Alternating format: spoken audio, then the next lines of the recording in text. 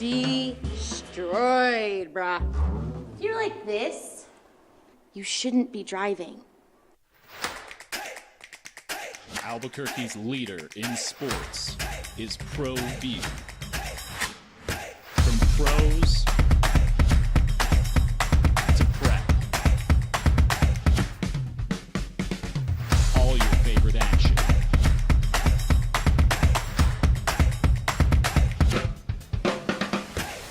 All your favorite talk shows.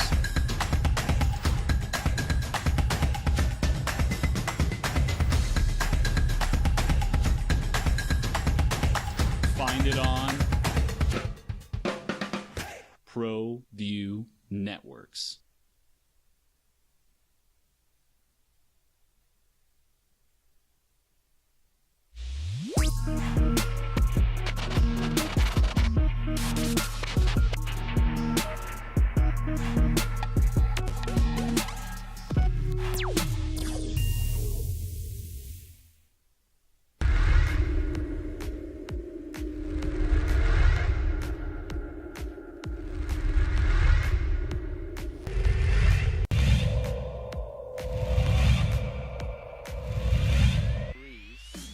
One foul in this quarter, and it's Albuquerque. Here's Maldonado for three.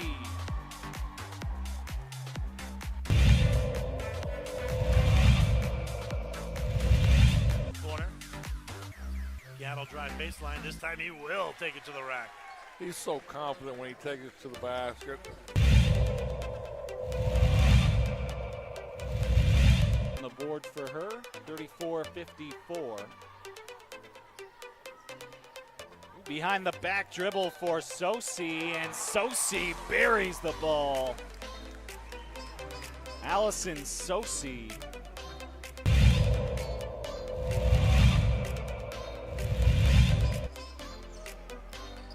There's the Quan. Still nothing. It's perimeter oriented, pass around. But Quan fires the three and gets another one.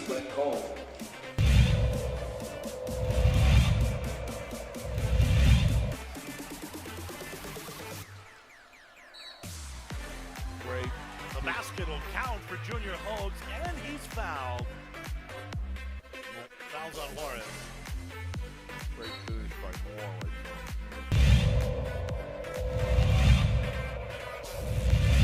With it. Kicks it over to Jennings for a three. Oh, Santana calls bank off the window.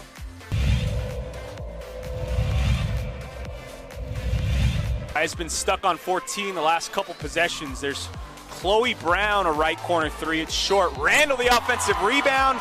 Counted and a foul for Nadia Randall. Somebody else was hired. Chargers hired Harbaugh and something else, Phil, right? Didn't one of the other ones, Phil? Oh, Callahan in Tennessee, That's the one. David Canales in Carolina. Where did the guy? Okay. So if you say Canales and Callahan and Raheem Morris, I will bet you if you want 3 years, and I think I've heard this before, but I was thinking this earlier. You want 3 years out of Belichick? Well, I don't know if I can get over under 1.5. The three guys that just got hired in the last 2 days are going to get fired within 3 years. Yeah, one of them is for right? sure. Promise. Yes. Promise. Yes. Carolina and or Atlanta and or Tennessee will be looking for a coach again within 3 years. So why wouldn't you get Belichick? I do think there is I think there's a number of things. I think there's probably an intimidation factor. That dude walks in, wants everything. There is a question. Can he still do it? And I know it sounds ridiculous. You're going to tell me, oh, it's the best that's ever done it. Yeah, but the last few years have not been good. And if he does, in fact, still demand total control of personnel and all that, yeah, dude, if I'm an owner, I'm struggling giving that up completely too. Aren't you? To him? At this point, absolutely. I think you have that conversation with any coach. None of these coaches going in have total control other than maybe Jim Harbaugh. Okay. Will be maybe. that And guy. I think Kyle Shanahan kind of does too. But I'm struggling. Dude, what you did that the last 3 years. Your teams were. Well, we don't know that. We don't know what. That's what he wants? Because he talked to one team officially. I know. unless that is out there in circles and they know that. So I'm going to throw something at you that I haven't heard yet. And I'm starting to believe this is how it's going to play out. And it doesn't, this is not something that happens in the National Football League. Is he going to be Doc Rivers of the NFL? Meaning, is there going to be a team next year, and I don't pick it, and the front runner would be Philly or Dallas, that starts off below expectations, and the owner thinks I've got a really good roster, and I can contend, and it's not working, and week 7 I fire my coach and I bring in Bill Belichick. It doesn't happen that way in the NFL, right? You always promote some guy on staff to be the interim. Meanwhile, the Milwaukee Bucks were 30-13 the other day, and I get it. It's a total different dynamic. I completely understand that. But I'm starting to get this feeling like, if he's still sitting out there, man, Jerry Jones, they start out 4-3, and we got to be better. Jeffrey Lurie, the Philadelphia Eagles.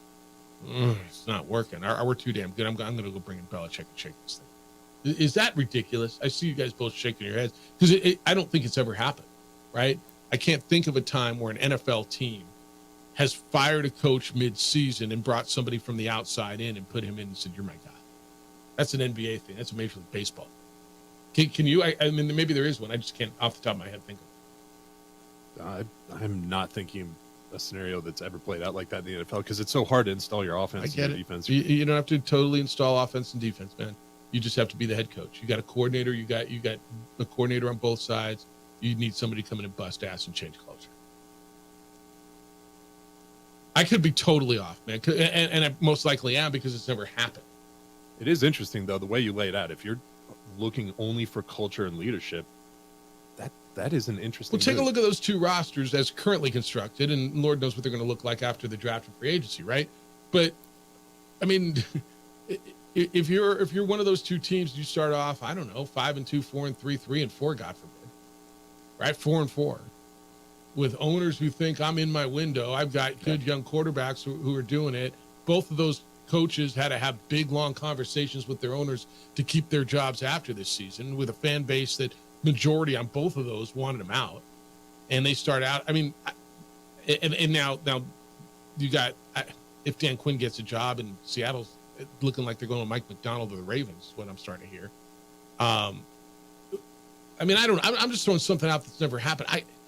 I'm struggling to believe that this guy has been persona non grata where nobody wants to touch him. And I understand it. Like, I try to put myself in an ownership position. Is that the guy I want?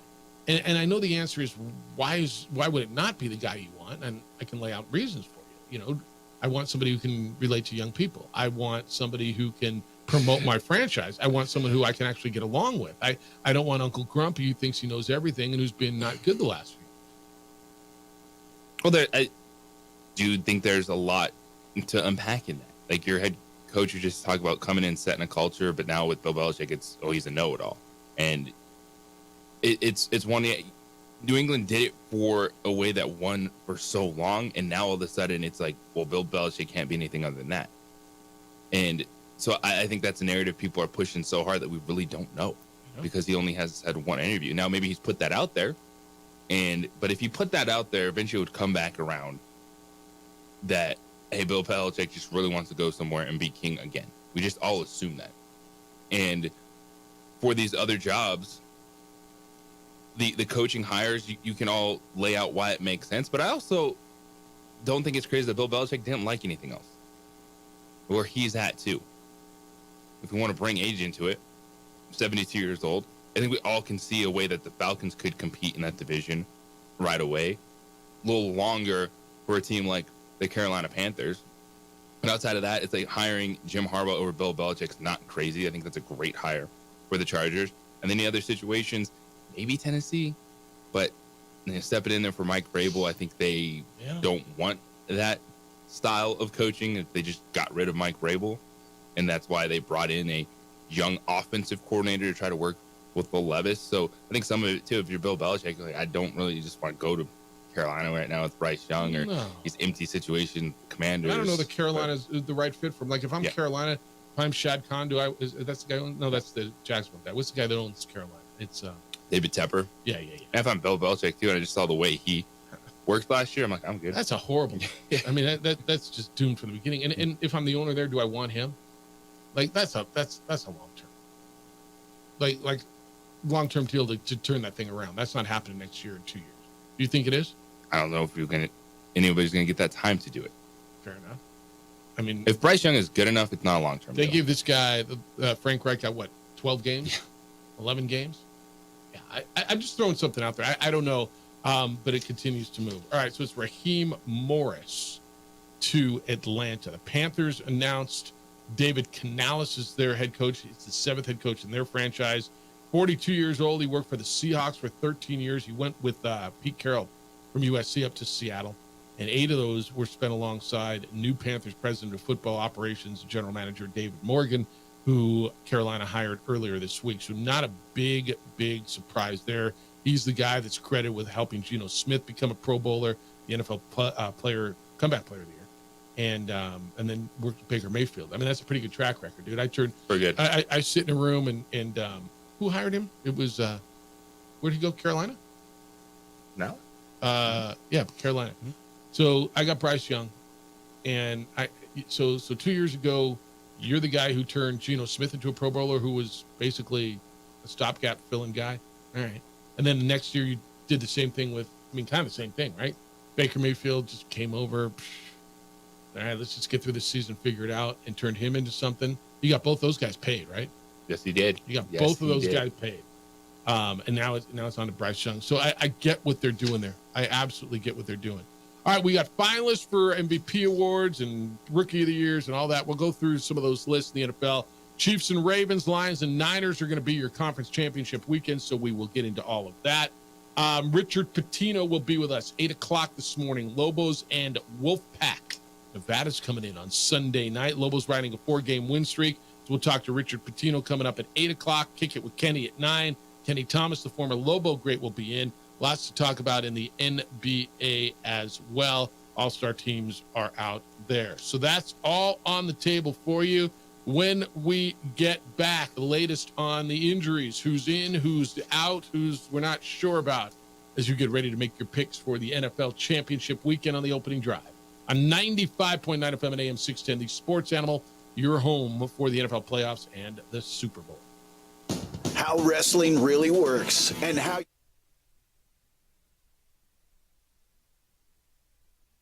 We would like to thank the following sponsors for making this broadcast possible. What's going on, Lobo Nation? Ja'Cory Krosky-Mirror here. And I'm Devin Dampier. The Lobo football team is going through some changes, but we're here to stay. We'll put in the work on the field and in the weight room, but we'll need your help off the field. 505 Sports Venture is leading the charge in the NIL space. And you can be part of it. Try this shit better than all my intentions. Like this shorty, you got my attention. See your baby, I get you the business. Touchdown and pay you a visit.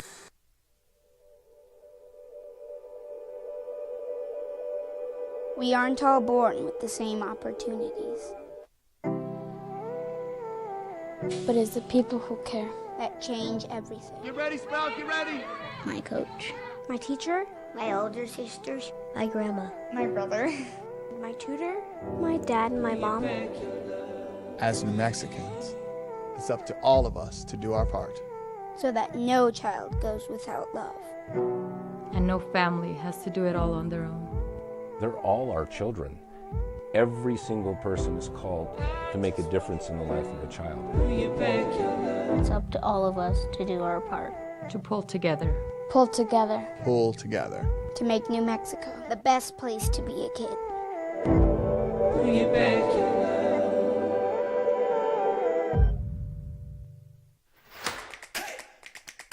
Albuquerque's leader in sports is Pro Beef. From pros to prep. All your favorite action.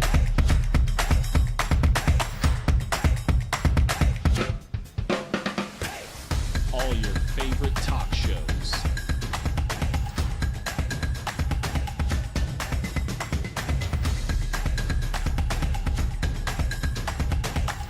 Find it on ProView Networks.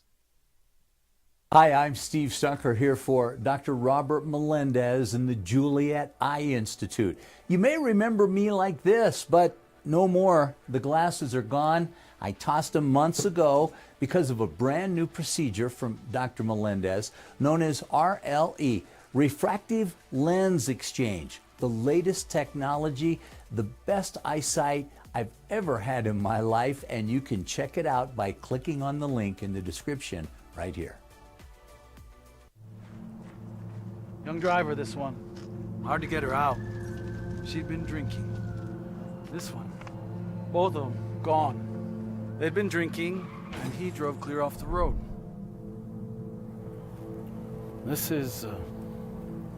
was my family. Drunk driver hit us. And my wife and our daughter, they didn't make it. If you're drunk, blasted, intoxicated, ripped, plastered, destroyed, bruh. If you're like this, you shouldn't be driving.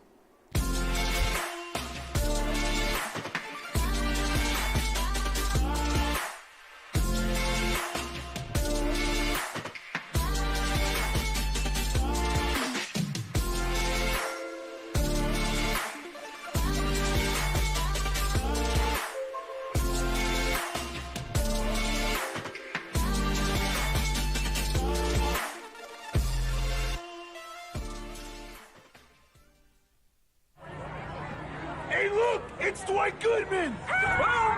This place is hot. Let's see if anyone needs my help. How about I drive you madman home, huh? I got this, Dwight. I'm the designated driver. Boom. Sweet. Does anyone need Dwight's help getting home tonight? No thanks, Romeo. I've got a taxi all lined up. Drive safe, Dwight. Boom! Boom! These days, it's important to know people and businesses you can trust. There's a lot of places where you can buy a vehicle, but there's only a few local dealerships where you'll find honest people who have your best interests in mind. And Fiesta Kia is one of them. We've been helping our neighbors save money and drive dependable cars for years, and we'd love to help you. With new Kias arriving daily, you'll love our selection and the peace of mind you'll get driving a Kia from Fiesta. So stop by and see us today at Fiesta Kia on Lomas, or just start driving now at fiestakia.com.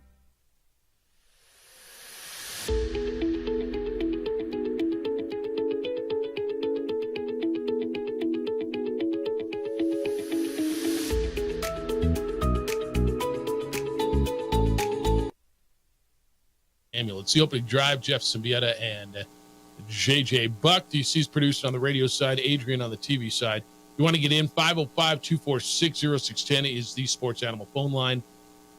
Jeff or JJ at sportsanimallabq.com is where the emails come in this morning. 49ers practice report, basically what Kyle Shanahan said it would be early in the day. Deebo Samuel did return to practice, was limited. He was the only player on their roster who did not practice fully. I keep looking at this, and I don't know if he's 100%. I don't know if he has an impact. I'm going to guess. If I was a betting man, and you know how I feel about that. By the way, we got to do 3-for-all today. He's going to give it a run, right? Yeah, I assume he tries to play. Deebo Samuel not at 100%. Still be a little part of the game plan, but when you look at San Francisco, he's all right. You're running out Brandon Ayuk, wide receiver 1, Christian McCaffrey, George Kittle, and if Brock Purdy's that dude, then he should be fine. Yeah. Speaking of that dude and Brock Purdy, the finalists were announced for all of the awards. I don't know that I remember them doing this. Is this new? Is this an annual thing? They hear, here's your last 5 for MVP. Is this normal? I don't know that I recall this. Do you? I don't know. Can't say it jumps to the top of my mind. Yeah. Do you ever remember this happening where they put out, here's your finalist for assistant coach of the year and come back? I mean, I don't know that I ever recall that. Do you? I really don't. That is a new one. Which is them kind of firing people up and getting things out there. All right. I don't want to go through all of them, but we might. Most valuable player: Josh Allen, Lamar Jackson, Christian McCaffrey, Dak, and Brock Purdy. Lamar's going to win it. Do you have any problem with the finalists? I don't have any problem with the finalists. I think that some people just kind of throw up in their mouth a little bit when you read Dak Prescott. Like that could be a possibility that he's a finalist for the MVP award. They needed 5, right, on that list. But to me, I think Lamar Jackson, CMC, and then Purdy are probably your top 3. Just for the regular season performance. Yeah. Between those players. I'm glad McCaffrey's on the list. I'm just going to tell you that. It's a quarterback award. It is what it is. I'm glad Christian McCaffrey's on the list. That doesn't matter. He's not going to win it. He might win Offensive Player of the Year because he won't get the other one. Offensive Player of the Year is Tyreek Hill, Lamar Jackson, CeeDee Lamb, Christian McCaffrey, and Prescott, which I guess I don't understand. Does that mean Prescott and Jackson and were the top 2 quarterbacks on that? Like, how does that? So, it's like, how are you in the top 5 for MVP, but not offensive player? If all 5 of those were offensive players, right? I'm going to win MVP, but somebody else is going to be better off. I just don't even understand it anymore. But that's how they justify not giving it to a quarterback. Oh yeah, that's the MVPs are always going to be quarterbacks, but then your best running back, your best wide receiver can win Offensive Player of the Year. Which I mean, McCaffrey's got to win one of them, and you know, all right, I'm fine with it. Defensive Player of the Year: Deron Bland, Max Crosby, Myles Garrett, Micah Parsons, T.J. Watt. You got a favorite? T.J. Watt. Okay. I mean, I actually think it's going to come down to T.J. Watt or Deron Bland. I think Deron Bland was great for defensive player. The one that I'm looking at, and I think it's actually really good, close, is Rookie of the Year. Offensive, because all of a sudden, offensive. We were talking about Puka Nacua and C.J. Stroud, as we should be all year long. But they need to take a step back and go, let's put Sam Laporta in this conversation. No doubt. For what he did as a rookie tight end, and there are 3 legit candidates for a number 1 vote. Can I tell you, I had a fantasy team with Puka Nacua, Sam Laporta, Lamar Jackson, and it didn't make the playoffs. It was the 3rd highest scoring team in my league. Missed 2nd highest scoring by 4 points, and I didn't make the playoffs. Yeah, isn't that crazy? I'm standing here in shock. I had Lamar. I had Kyron Williams, Alvin Kamara, Puka Nacua, Sam Laporta. Yeah. No, that team scored. It was the 3rd highest scoring team in the league. So missed 2nd by like 4 points. But I finished tied for 8th and lost out on I didn't make the play. And I would have won too because I rolled in the playoffs. Isn't that crazy? Like if I told you, here's my fantasy team, dude. Like, oh, that's pretty good. You had a great year. I got Lamar, Kyron Williams, Alvin Kamara, and Joe Mixon. You have like 2 of those 3, right? Puka Nacua, Nico Collins, Calvin Ridley, Sam Laporta. Yeah. I had Aubrey, the Cowboys kicker. Yeah. And didn't make the playoffs. Isn't that bonkers?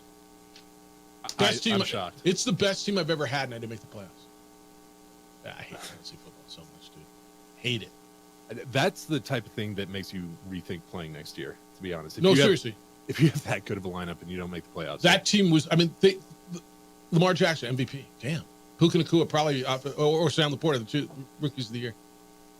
Right? Kyron Williams. Alvin Kamara, it's a PPR league with Alvin Kamara and Joe Mixon. Kamara tore it up in PPR. I know.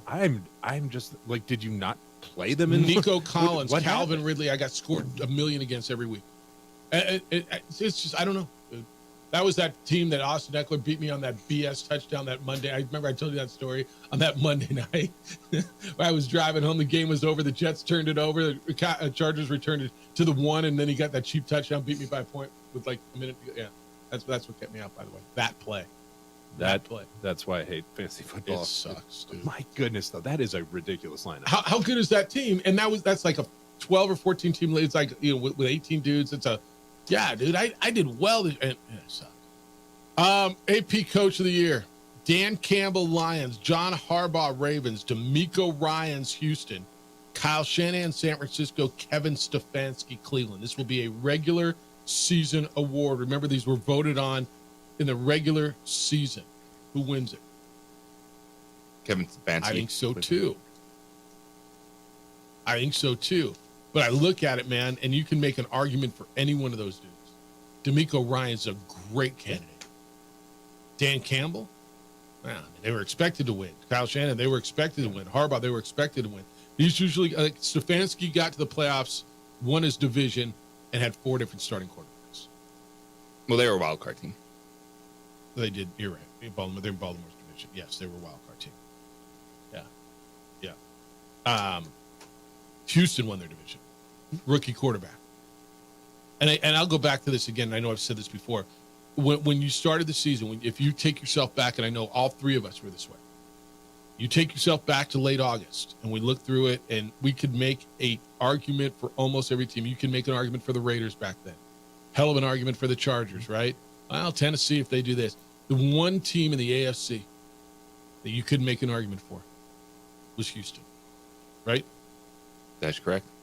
And they won the division with a rookie quarterback and a rookie head coach. I mean, I got no problem if he gets it. Comeback player of the year, Joe Flacco, DeMar Hamlin, Baker Mayfield, Matthew Stafford, Tua Tagovailoa. I know I got a favorite. Who do you like? Joe Flacco, DeMar Hamlin, Baker Mayfield, Matthew Stafford, Tua Tagovailoa.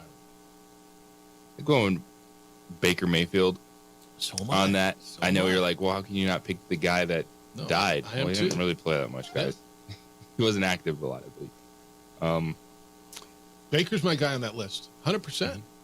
Like we expected, like when Matthew Stafford came back to be Matthew Stafford, like okay, like he hurt elbow. Yeah. Same thing with Tua. Like those guys come back play there, nothing. Yeah, no, I'm totally down with you. Who do you like? I'm having a tough one. I guess Baker when I look at this list, because you're right, DeMar didn't play, so Flacco didn't play enough.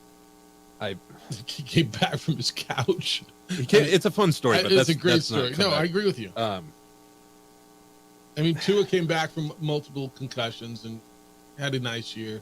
No, it's Baker. I think it's Baker. Baker. Yeah. I mean, it's Baker. I mean, he's about to get paid. Yeah. He really turned it around. I think it's Baker. Yep. Defensive Rookie of the Year, Will Anderson, Houston. Jalen Carter, Philly. Joey Porter, Pittsburgh. Kobe Turner of the Rams. Devon Witherspoon of Seattle. I love me some Witherspoon. I think he was terrific. I think he was a difference maker on a team that didn't make the playoffs. I understand that. Everybody else made the playoffs, right? Yeah. But I thought good. Witherspoon was terrific. Yeah, he had really good games early in the season. I think that one will come down to probably Jalen Carter and Witherspoon. Mm-hmm. You know, Carter is just one of those guys like Kobe Turner. You don't hear a lot about because they're defensive tackle. Then you look at some of the pressures and what they did in games. And how about the Rams finding another one? That's 2 players up for Rookie of the Year. The Rams and the Lions have 2 of their guys up for offensive and defensive Rookie of the Year. And deep picks, man. I mean, where was Kobe Turner picked? Because I know Puka was picked in the 5th round. You know, I want to go back to the Bleep Those Picks T-shirts when they got Matthew Stafford, and theoretically, and I thought so too, mortgaged their future for one Super Bowl. They weren't going to be very good. They had no first-round picks. Bleep the picks, right? Remember the shirts? Les Snead, their general manager, bam, bleep those picks. We don't need those picks. Well, if you can make hay in rounds 3, 4, 5, and 6 and find the Puka Nakulas. That is where Kobe Turner was drafted in round 3. I mean, 89th overall pick. Right? You find a dude like that and make a difference maker like that. And then turn a guy like, where was Kyron Williams here before? Where'd they get him? Right? Because he was a second year guy. But then, you know what? We don't need Cam Akers. And I remember when that went down. Where was he? 5th round? Out of where? Dude, he went to Notre Dame. That's right. But, like, that's back-to-back 5th round picks I'm that are just saying, amazing man. offensively. Well, those are both on that fantasy team that didn't make the playoffs, by the way. Yeah. Make your hay there. Like, give somebody in their scouting department some love. Because the Rams had no right to make the playoffs this year, I don't think. I mean, that's finding a window right there. Getting a bunch of rookies on low contracts and getting the most out of them right away. Remember when they drafted Cooper Kupp? They didn't have a first-round pick. It was a 2nd-round pick. They drafted this Caucasian receiver out of Eastern Washington. And I remember just going, what are we doing here? Right? I think everybody did. Cooper what? Out of where? Cooper Kupp came pretty good too, didn't he? They draft pretty well. It's funny when that all happened. Yeah. I was working at a station with Brandon Stokely, who has similar frame and played a similar position. And Yeah. he loved Cup. Did he really? Oh yeah. So Yeah, see, people in the know, that's funny because there's clips of Steve Smith, Senior, doing the same thing, like pre-draft process, and he said, "Oh, Cooper Kupp's the best wide receiver in his class." No way, It's really? like, Who else? people, was in that there's class? some I don't people remember. that you guys listen to. Yeah, They know no, what the heck they're talking about. They know, and that's why. Honestly, that's why I drafted Puka Nacua in my fantasy draft this year. People, that dude. I listened to people who were coming out of Rams camp and said this guy's unbelievable. And now I didn't think when Cooper Kupp came back he'd continue it, but yeah, that's how it is. All right, 505-246-0610. Richard Pitino is going to be with us coming up at 8:00. Lobos and Nevada this Sunday night at the Pit. Aggies are in first place, or they were headed into last night's matchup, tied for first place with the team they played. How did they do? And what's next for them? It's the opening drive on 90. Oh, and dang it, he went into the transfer portal. Lobo football. Thought you were going to keep this guy, but he went into the transfer portal. It's the opening drive on 95.9 FM at AM 670 Sports Animal.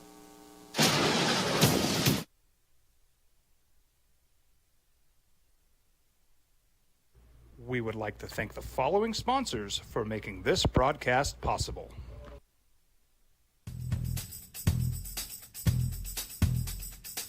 International Protective Services is a proud supporter of ProView Sports and New Mexico Youth Athletics. IPS provides residential and commercial security services in the Albuquerque metro area. For more info, please call 505-897-2420 or visit internationalprotectiveservice.com. Rosendo Najar here, president of Carpenters Local 1319. Juan Junior Gonzalez, warden of Local 1319. Some people have a misconception about what a carpenter does. The carpentry trade entails more than just woodworking or building houses. We are responsible for 85% of a construction job site. Everything from the superintendent on down. We have a great apprenticeship program. Information can be found on our website.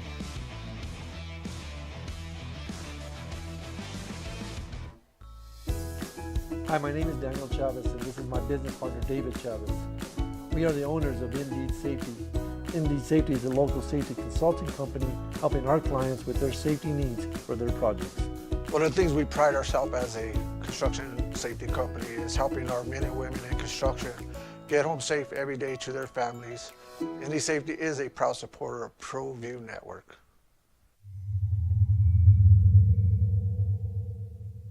Hi, I'm Steve Stucker here for Dr. Robert Melendez and the Juliet Eye Institute.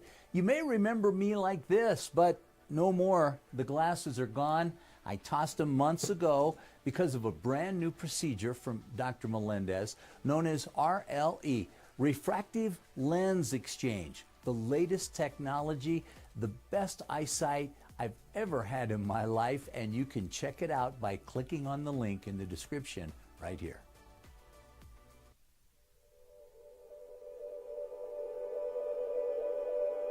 We aren't all born with the same opportunities. But it's the people who care that change everything. Get ready, Sprout, get ready. My coach. My teacher. My older sisters. My grandma. My brother. My tutor. My dad and my mom. As New Mexicans, it's up to all of us to do our part. So that no child goes without love. And no family has to do it all on their own. They're all our children. Every single person is called to make a difference in the life of a child. It's up to all of us to do our part. To pull together. Pull together. Pull together. To make New Mexico the best place to be a kid.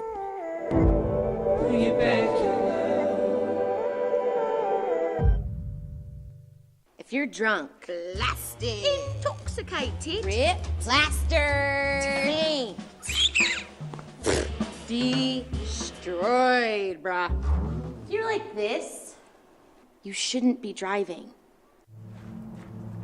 Young driver, this one. Hard to get her out. She'd been drinking. This one. Both of them gone. They'd been drinking, and he drove clear off the road. This was my family. Drunk driver hit us, and my wife and our daughter, they didn't make it. Don't sacrifice quality and flavor when you're in a hurry. Golden Pride offers ribs, fried chicken, red and green chili breakfast burritos, and Frontier sweet rolls.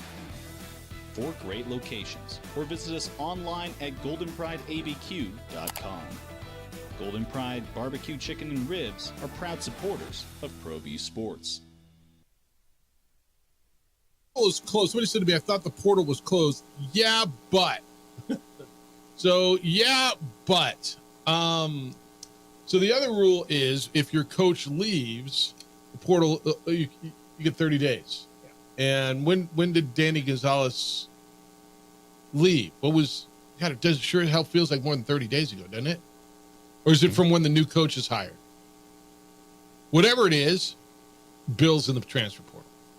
Ja'Cory Krosky-Merritt entered the transfer portal as a graduate transfer. That came down literally right after our show yesterday, JJ. 10:33 is about right when we walked in that meeting is when I showed it to you, right?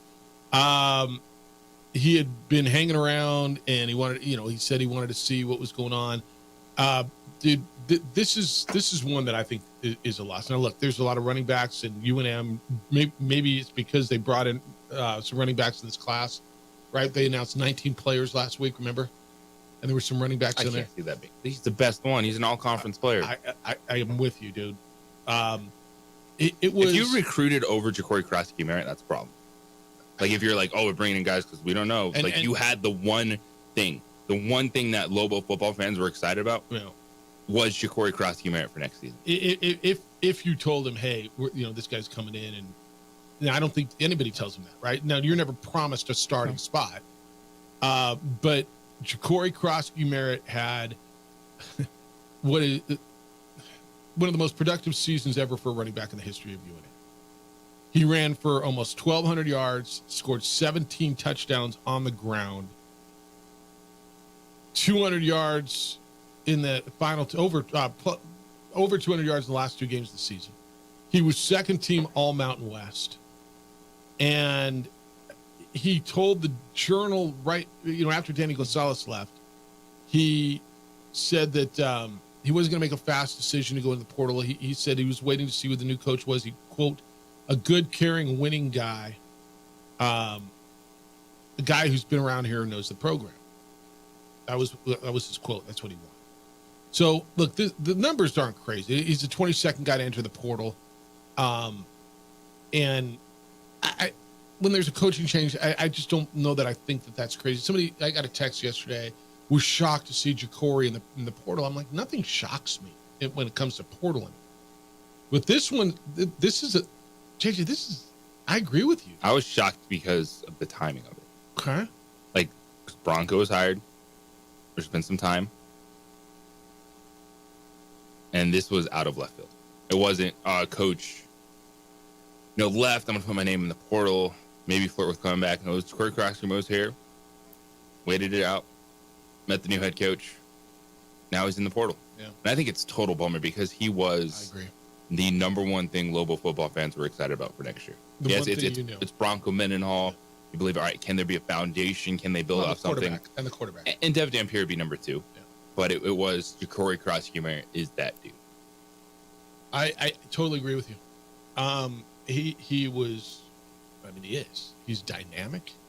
He is quick. He's aggressive. He's strong. He runs between the everything you wanted a guy. I told you when I went out to practice the first time I went out to spring practice, whenever that was. I'm sorry, fall practice. And I had heard about Henry, the transfer from ULM. And so I'm like, who's that guy right there? Because he's the guy, and they're, this guy, Bill, this running back from Alabama State. Like, he was the guy, DC, when you go out to practice, and if you watch a game, right, or you watch a football practice, or you right, something, and I know this happened to you too, there's a guy that sometimes pops off the field, right? If you watch, a guy who's playing college, going to go play college basketball, and he's playing high school ball, usually in New Mexico, you're like, I know which one it is. You don't have to tell me who it is. When I went out to practice, I'm like, who's that dude? Like, and it was Bill, and he became that guy, right? I know the same thing happened to you. Oh yeah, he was such a good player for the Lobos. It is a bummer.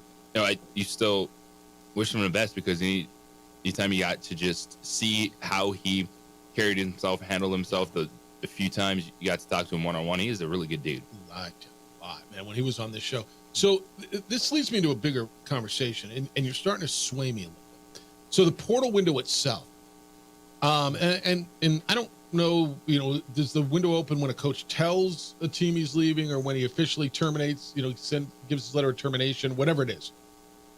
But JJ, so now his window's open, and the reason we're told that the portal opens during bowl season and right, basically through the month of December, well, because kids got to get to school. And you said this a number of times. You're like, look, figure it out, man. Like, figure it out. You guys transfer all the time. And I'm watching this right now. So it's yesterday was the 25th of January. I think you looked it up. Of the 133 FBS schools, there's like 5 of them who have not started their next semester yet. Everybody's in school. That means 130 or 128 of them have. And so somehow Bill's going to go to whatever university he goes to, and he's going to get in class and get eligible. And so obviously there is a way to get this done. And so you're starting to make me think, well, you know what then? If we're doing this for the Michigan kids, whose portal opened basically 2 days ago, right, when their coach left, and if we're doing it for guys, then yeah, maybe it can work. Then maybe it can work. Then I'm more inclined to hear you and push back on that argument. Well, we got to get them all in school. We got to get them all registered. Obviously, there's a way to get this done. So I don't know if this rule still stands, and you guys probably do, but a long time ago, you had to be enrolled in 2 semesters. And a lot of football players would do it summer and fall, take off the spring. Is that still how it is? I don't know the answer. Okay. Yeah, I don't know. I think a lot of it with this spring is so you can get there and practice. And So they're not going to be in school in the spring? ball. So they're just going to go play football and then make it up, as DC just said, this summer. So take the spring semester off and make it up in the summer? I don't know. But if that's true, then that's the way to do it. Then the portal does not have to open on December 4th. And guys have to sit out bowl season and go in the portal all that time. The portal can open January 4th. Yeah, and I do think that if you're looking at student athletes and what these schools are investing in this product, that having this start date of you have to be here by X, so to be enrolled in school, because you need to be a student athlete for your next school, participate in spring, I'm sure there's a way they can say, well, we can get you in a couple like half semester online classes, you make up some more in the summer, but we'll get you in and obviously, get you rolling. right? I mean, obviously there's a way. How many guys from Michigan went in the portal after Harbaugh announced he's leaving 2 days ago?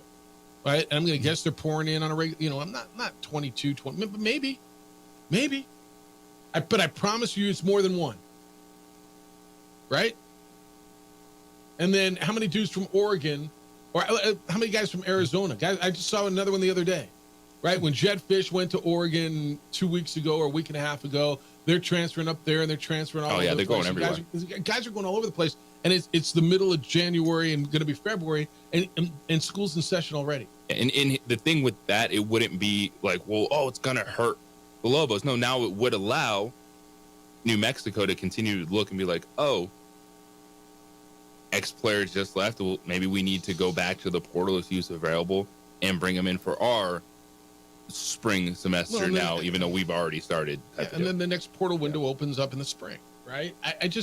My point is, when I hear this stuff, it just makes me think, and it's got me to where you were going with this, because I kept hearing, well, there's no way around this. We got to get them in school, and they got to transfer, and they got to all get in school, and you're like, whatever, man. I mean, there's a way around it, and obviously there is. There are so many ways to take classes. Obviously. I mean, traditionally it's a 16-week semester, but you could have a half semester. You can do self-paced is another one where you have a full calendar year. I'm not going to tell you it's easy or even ideal. But Ja'Cory Krosky Merritt announces yesterday he's leaving UNM. I'm going to guess he was already in classes here, right? For this semester. I mean, I right? If he went in the summer and fall, maybe not. Okay, but there's a way to do this. That is the point. That's my absolutely a way to point. make work. Yep. And so the argument that the portal has to open on December 4th or whatever the date was, well, I mean, guys got to get into their new school, and they got it. Well, obviously not. You know, the thing though with this portal that you're talking about, I looked it up. Danny was let go on the 25th of November, and then they hired Bronco on the 6th of December. So we're well beyond a 30-day window. Yeah, that's again, I don't understand it. Because the portal window closed. I just, unless he notified them a long time, every rule that I think I know, there's an exception or something. I honestly flat out will openly admit I don't get it. I don't, and I'm not sure who does. 505-246-0610. No transfer portal right now. You may have to worry about it later. For Lowell basketball, they are 17-3.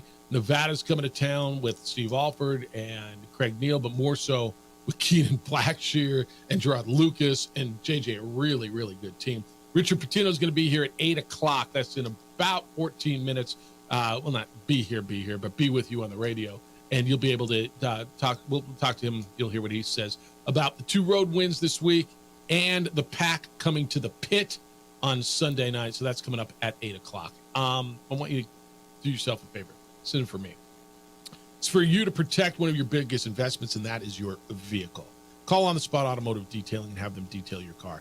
Take care of one of your biggest investments. And I get it this time of year. It rained last night. There's mud, there's salt, there's snow, there's dirt, there's all kinds of stuff stuck to your car, in your car. Call my friends at On the Spot Automotive Detailing and have them take care of it. They will come to you and detail your vehicle. I don't have time, Jeff. I don't either, guys. I don't need it, nor do you. They come to you where it's convenient for you, when it's convenient for you, and they get it done at home, at the office. And when they're done, your car looks and feels and smells like the day you took it off the lot, like that brand new feeling when it was fun to get into it. Awarded Best of the City for 2023 because they are reliable, they are efficient, they are the best. When it comes to what they do, they are On the Spot Automotive Detailing.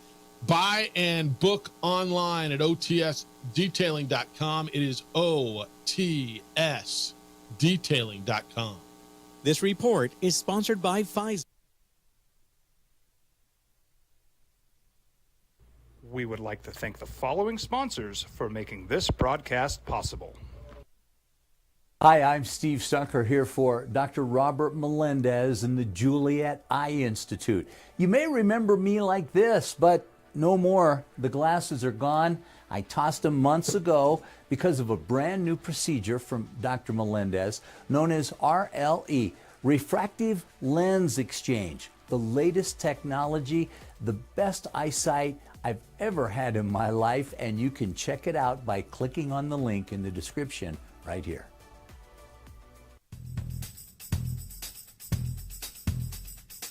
International Protective Services is a proud supporter of ProView Sports and New Mexico Youth Athletics.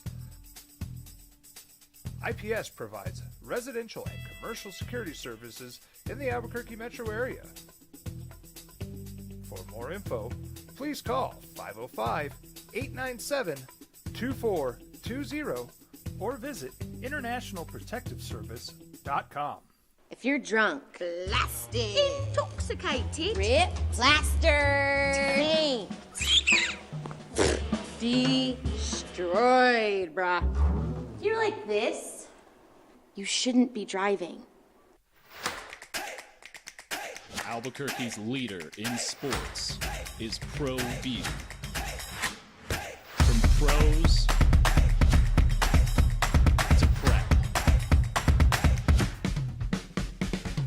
All your favorite action.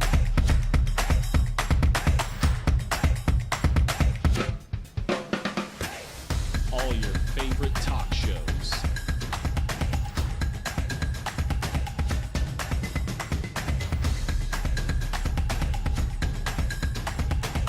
Find it on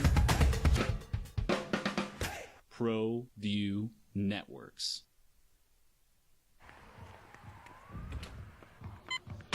These are more than just the sounds of a safe place to go after school. These are the sounds of interest being ignited and of mentors making an impact. At Boys and Girls Clubs, we don't do just one thing. We do whatever it takes to meet the needs of every kid who comes through those doors. Because whatever it takes is what it takes to build great futures. Great futures start here.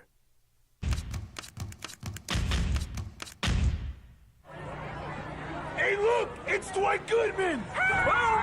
This place is hot. Let's see if anyone needs my help. How about I drive you madman home, huh? I got this, Dwight. I'm the designated driver. Boom. Sweet. Does anyone need Dwight's help getting home tonight? No thanks, Romeo. I've got a taxi all lined up. Drive safe, Dwight. Boom. Boom.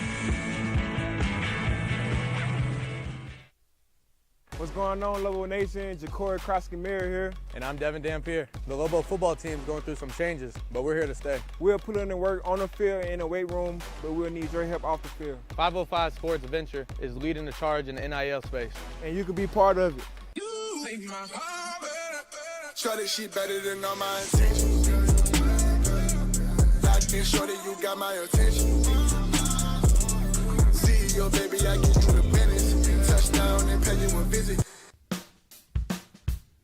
Well, I'm going to the frontier, walking to the cashier, order up a root beer and a number one. Cover it with green stuff, one scoop is not enough. Find a booth is real tough, backed by the Duke.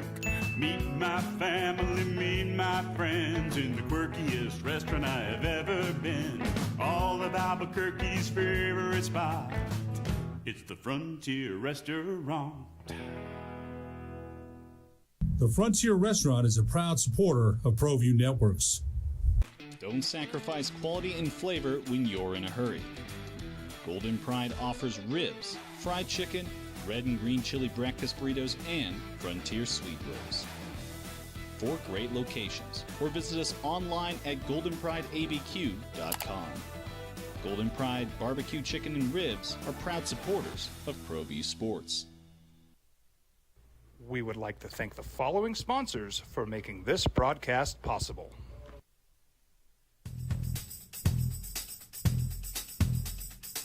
International Protective Services is a proud supporter of ProView Sports and New Mexico Youth Athletics. IPS provides residential and commercial security services in the Albuquerque metro area. For more info, please call 505-897-2420 or visit internationalprotectiveservice.com.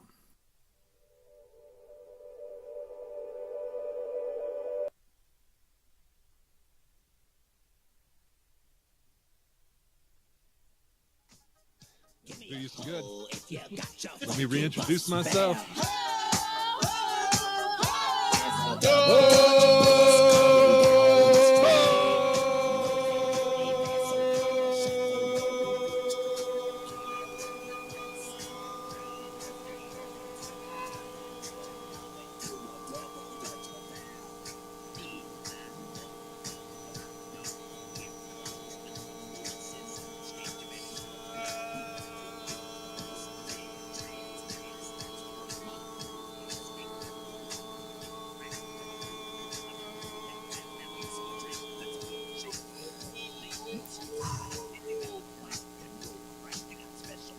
Pretty good. I mean, it's Friday now. It is All right. Friday. Let's go. I got a text. This is a former player. This is from a former player. And it says you have to take X amount of credits in a calendar year. Normally, guys will take a few classes to, quote, warm up, end quote, to the university and football life, end quote. I'm not even sure what that means.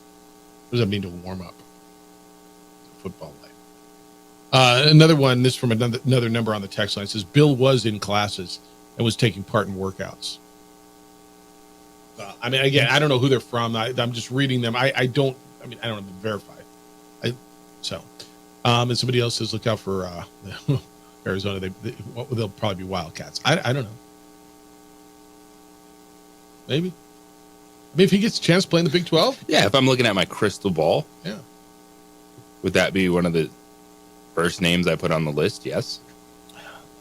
I'm just going to especially with coaches that know exactly what they have. Brett Brennan saw it firsthand. They played San Jose State this year, and Bill had a pretty good first half, if I recall. Second half, that's when San Jose State ran away from him. I look at it, look, that guy, I'm just telling you, that guy can play anywhere in college football. Yes, Well, Jeff, I mean, he was at Alabama State, and so he did. Yeah, that guy.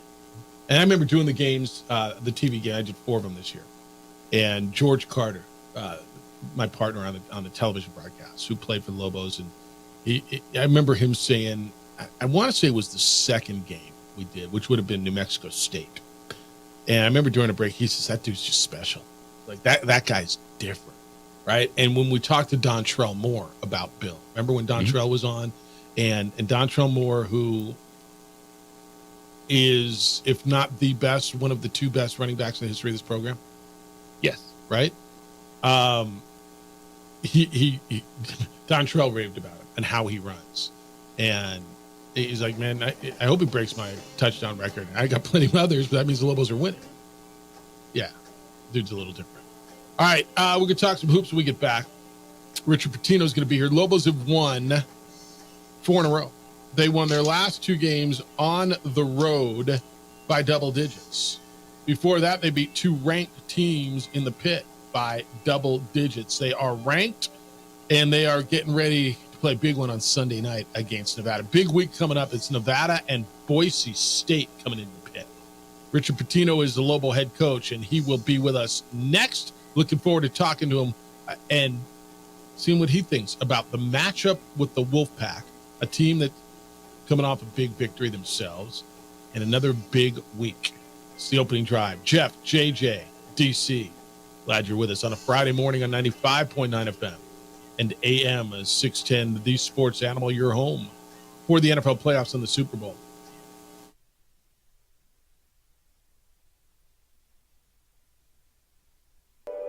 We aren't all born with the same opportunities.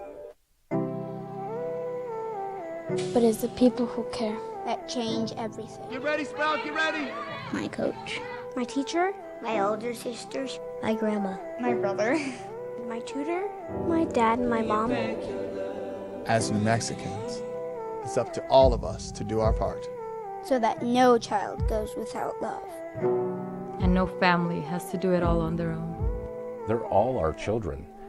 Every single person is called to make a difference in the life of a child. It's up to all of us to do our part. To pull together. Pull together. Pull together. To make New Mexico the best place to be a kid.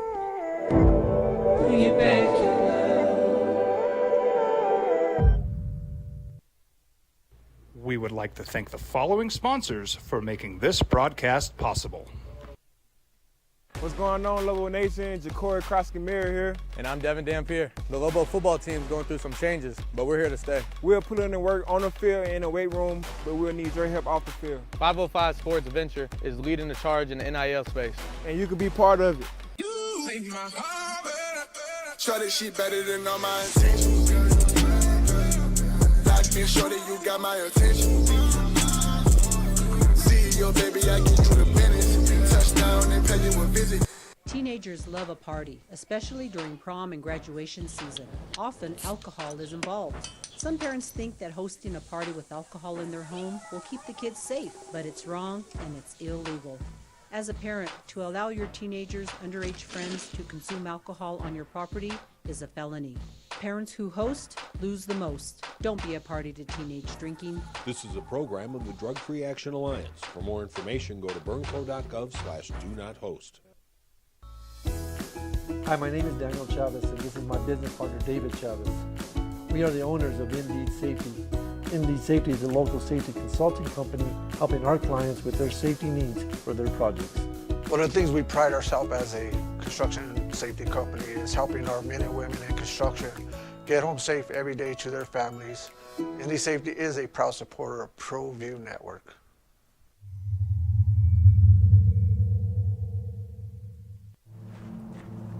Young driver, this one. Hard to get her out. She'd been drinking. This one. Both of them gone. They'd been drinking, and he drove clear off the road. This was my family. Drunk driver hit us, and my wife and our daughter, they didn't make it.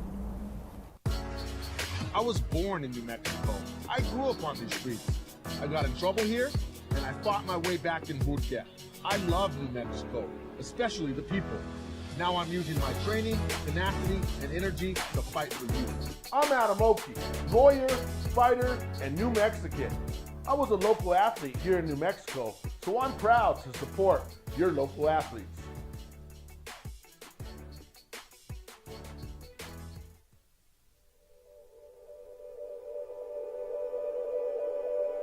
We aren't all born with the same opportunities. But it's the people who care that change everything. Get ready, Sprout, get ready!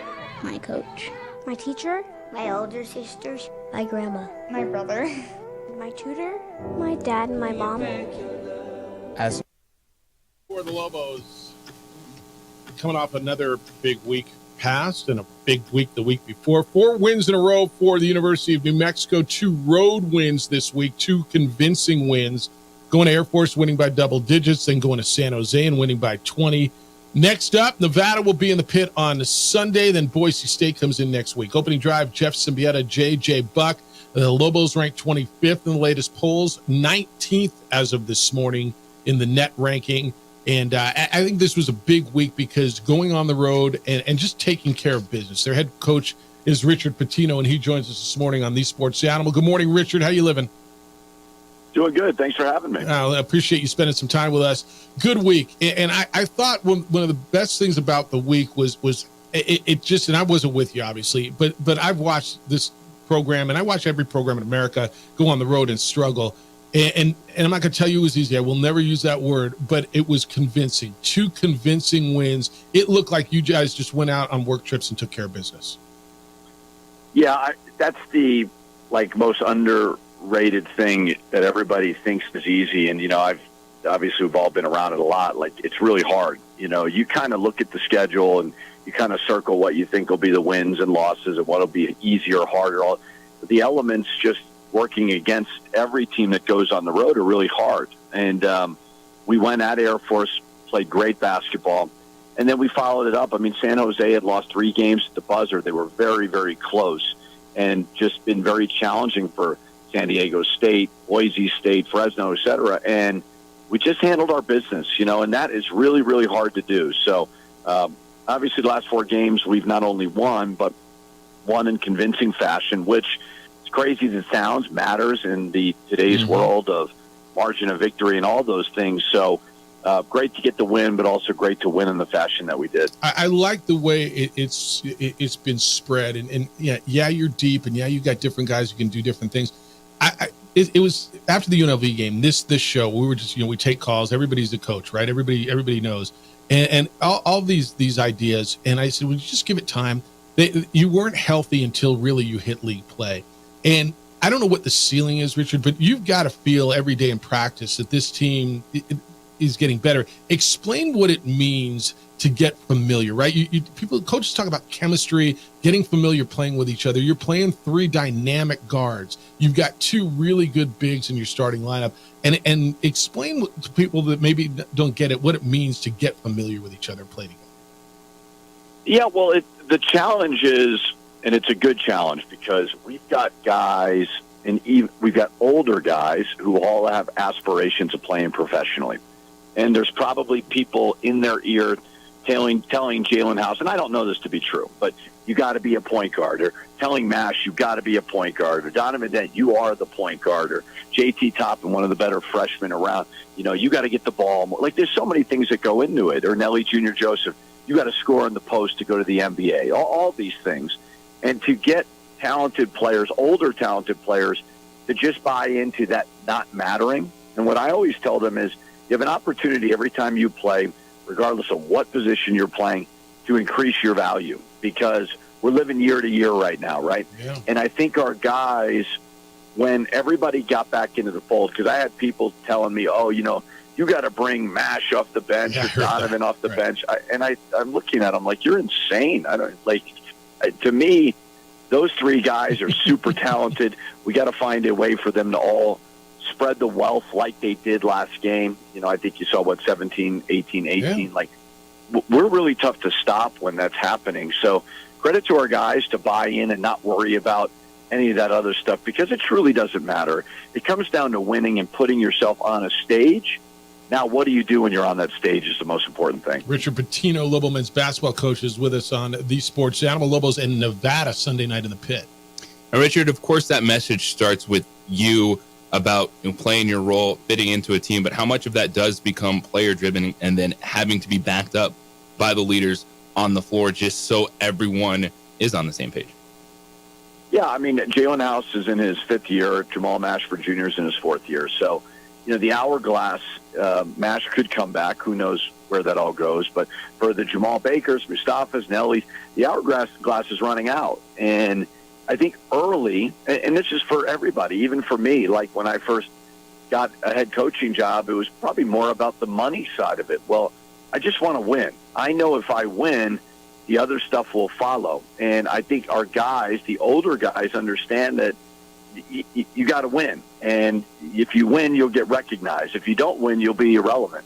If you win, you'll play winning basketball, and everybody will flourish. So the locker room this year has been really, really good. Now, winning helps that, right? When you lose, then all of a sudden more issues arise. But what I told the guys yesterday was, how are we different this year than last year? I feel like we're so much more defensive-minded this year, where last year there was certainly more of an offensive scoring, this and that. And it's amazing, when we play great defense, we go out and score 95 points.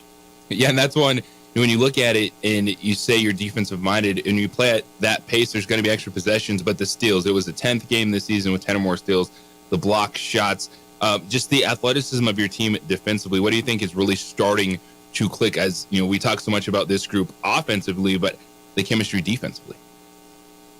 Yeah, I told our guys before the game, I said every good team has something that, the opponent, when preparing, cannot simulate. Whether it's San Diego State, you can't simulate their strength and size because you don't have that in your roster. Not everybody has that. Well, we've got to start embracing the fact that nobody can simulate our speed and take advantage of that. I thought at the beginning of the game we were flying around, we were covering for each other. I kept telling the guys, embrace the scramble, which means, you may have to rotate out or you may have to rotate down for a block shot, a rebound, or whatever. Like, it's not going to be just one-on-one. And they're really covering for each other, and they're communicating with each other way more about defense than offense. And I told everybody knew in the offseason, and we talked about it, we recruited to it, but we will not be able to get to where we want to get to if there is such a discrepancy of offense versus defensive numbers, and seeing way more balance offensively, defensively with this team. And I think it just starts with the commitment to bothering the ball first, to blocking shots second, and creating steals. And if we do that, we're getting a lot of pick sixes, as we like to call them, and it's converting into, obviously, easy baskets. I want to go deeper on that. Richard Pitino's with us, Lobo men's basketball coach. You said, and I've commended you on the show a number of times, because you said at the end of the year, last year, you said, we just have to get better defensively. We're not good enough. And I don't even think I'm paraphrasing. You said that. And you've gotten better. Did you recruit to that? Is it a philosophy? I mean, certainly, maybe you did know how good JT Toppin was going to be, because he's been a big part of that. But how did you get better? Is it somebody on your staff? Is it you? Is it philosophy? Is it you recruited to it? Because it's obvious.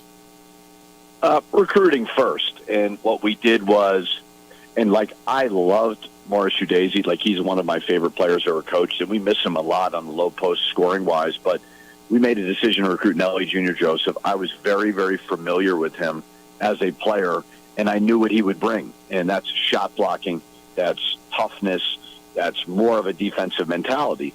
JT Toppin we really liked. Did I think he'd be this productive? No, probably not, but we really liked him. We envisioned a little bit more of that length on the front court. Then every guy, and the KJ Jenkins, who we really, really liked, right?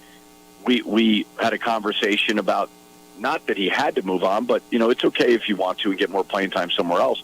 And we wanted to replace that with more size at 6'5", whether it's Jamal Baker, True Washington. So it absolutely started with recruiting first. I tell people this story all the time. Tony Bennett, who has been traditionally one of the best defensive coaches in the country, I talked to him on the road one time, and he said, you got to remember, we recruit to this. And we certainly recruited to it. And then there is more of a fearlessness on us of being more aggressive, not concerning ourselves with subbing. I would say that's the next thing that has definitely changed kind of our mindset as a coaching staff. Yeah, and one other thing, and this is a different team from last year, and I get it. But it felt to me, and if I'm wrong, I'm happy to be wrong. It felt like you peaked in December last year. Whatever happened when you got into league, and the results are the results. It feels to me like there's still more in front of this team. And I don't know if you approached it differently, if there was a different feel in the locker room, but it feels like you're peaking now, that you're building to something as opposed to maybe peak before league started. Is there anything to that? You're wrong. Yeah. I love to call you out on it. I'm okay with it to be that way. No, what's funny is if you look back at it, and I probably look at it too much, our record after 7 games, 5-2. We started 18-3. So, yeah, we had a bigger win in the sense of at St. Mary's in the non-conference, but we're kind of at similar spots. The difference is the defensive mentality and numbers. I think there's more of a confidence that we will be more, consistent on the road. I think we've had just more over the last 4 games. The difference between this year and last year, these last 4 games, just the way that we've won has obviously been impressive, but like I said before, we at the beginning of the Mountain West, we beat San Diego State at San Diego State last year. We beat Boise State at home. So we're in similar spots, which isn't a bad thing. Now, we weren't as far off probably as everybody thinks. We lost 2 games at the buzzer ball in the air where if those don't go in, we probably go to the NCAA tournament. But I just think the mentality in the locker room of the defensive side of it gives us more confidence that we can certainly win on the road more than we did last year. That makes sense. Richard Pitino, just a few more minutes with us on the Sports Animal.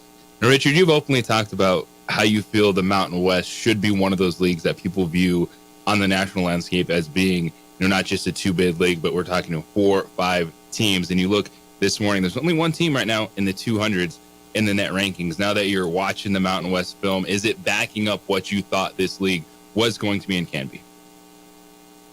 Well, this is not a knock on the bottom of our league, but I think, I always compare our league to the Big East. Now, I know for a fact because my dad's coaching in the Big East. I went to a school in the Big East. They certainly have more money and resources than we do. The reason why I think they're comparable is you can go 1 through 11, very similar to the Big East, and argue what are the better jobs, at least 1 through 5. I think we have a top 2 job in the league.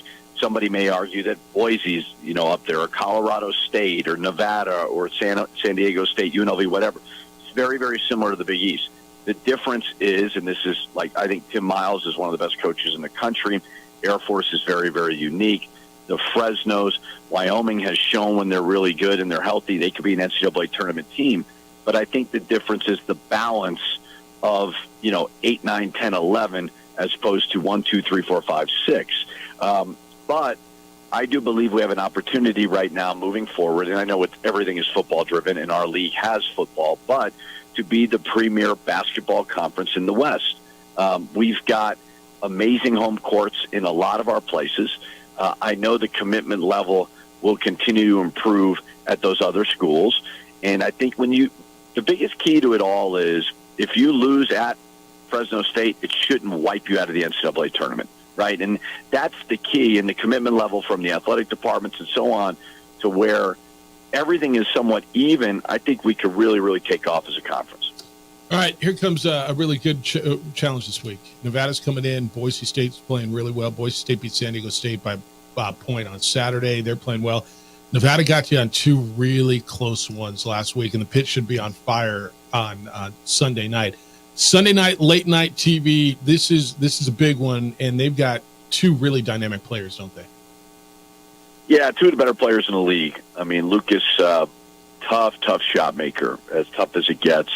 And then Blackshear he's a matchup problem for us. We have smaller guards, and he's 6'6". He can make a mid-range shot over you, which he obviously showed last year that he did over us. So it's going to be a challenge. You know, they just played really, really well versus Colorado State at home, bounced back from a 3-game skid. And anytime you have those two talented players with some really good complementary pieces, it's going to be tough. They're one of the older teams. They were 4th in the country at bringing back experience from an NCAA tournament team. You know, so we're excited to be back home, but we know both games will obviously be a challenge, but really, really good quality wins if we can get them. Does coaching matchup play into anything with you? You talked about Tim and Miles and with Stephen Craig coming back. I know it means a lot to them. They may not say it, but you know it means something to them. But to say that a game would mean more than another might insinuate, well, we didn't give everything last week, right? When they come in, do you feel anything different from their team when I don't know, when they play you than maybe when they play someone else? I mean, I think it's more important to them than it is me, and that's human nature, and I understand that. You know, I think you've got Coach Alford who had, you know, what he did here was one of the reasons I took the job, you know, because we had similar paths. He's older than me, but he went from Iowa 8 years. I went Minnesota 8 years, similar type jobs, and he really rejuvenated his career here, and I'm sure there's a part of him that's a little bit jaded by the way that he's received. They're very, very similar to my dad going back to Kentucky. You know, but that's just the nature of the beast, you know, where fans are going to get mad if you leave. And if you take a job in the conference, you're going to feel it a little bit more. Look at Ed Cooley at my alma mater. He's going back to Providence College. So it's very unimportant to me, not in the sense of, you know, like we understand what the coach's tendencies and what they're trying to do, but those storylines and stuff. And I think as time passes, that kind of wanes a little bit. I think for us, it's about they got us twice last year. It's a quality win in front of us. Yeah, and two really, really tight games last year. Should be fun. Thank you. Always appreciate the conversation and the time. We'll see you out there on Sunday night. Big week next week. Go get them, and thanks for the time. All right, thank you, guys. Be well. Richard Pitino, Lobo men's basketball coach. It's a great answer on that, by the way. Great answer, because I always wonder, right, and I would expect it would mean more to Stephen Craig than it did, right? I mean, yeah. Richard never coached at Nevada, but those guys coming into the pit and they know they're going to be received the way they are. And it means, I think it probably means more to the fans than it means to anybody else, right? If you ask any player on the Lobo team, whatever. But that's what's going to add to the environment and the energy in that building on Sunday night. All right. Kenny Thomas will be in. We'll catch his thoughts, kick it with Kenny at 9:00. His thoughts on what's going on with Lobo basketball. There was so much in there. And I want to talk about how they got better defensively. And Richard talked about this specifically, and I've been meaning to ask him this. I thought one answer in particular really jumped off the page to me, and I want to dig deeper into it when we get back on the opening drive. I'm 95.9 FM and AM 670 Sports Animal. This report is sponsored by... We would like to thank the following sponsors for making this broadcast possible. What's going on, Lobo Nation? Ja'Cory Krosky-Mir here. And I'm Devin Dampier. The Lobo football team's going through some changes, but we're here to stay. We'll put in the work on the field and in the weight room, but we'll need your help off the field. 505 Sports Venture is leading the charge in the NIL space. And you can be part of it. You make my heart better. Try this shit better than all my intentions. Locked in, sure that you got my attention. See your baby, I get you the business. Touchdown and pay you a visit. I was born in New Mexico. I grew up on these streets. I got in trouble here, and I fought my way back in boot camp. I love New Mexico, especially the people. Now I'm using my training, tenacity, and energy to fight for you. I'm Adam Oki, lawyer, fighter, and New Mexican. I was a local athlete here in New Mexico, so I'm proud to support your local athletes.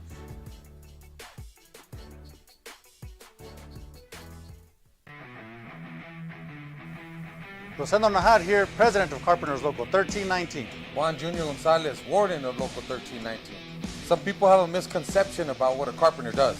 The carpentry trade entails more than just woodworking or building houses. We are responsible for 85% of a construction job site. Everything from the superintendent on down.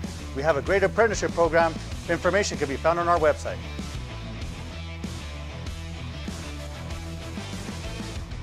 If you're drunk, blasted, intoxicated, ripped, plastered, tanked,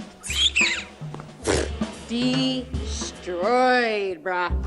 If you're like this, you shouldn't be driving.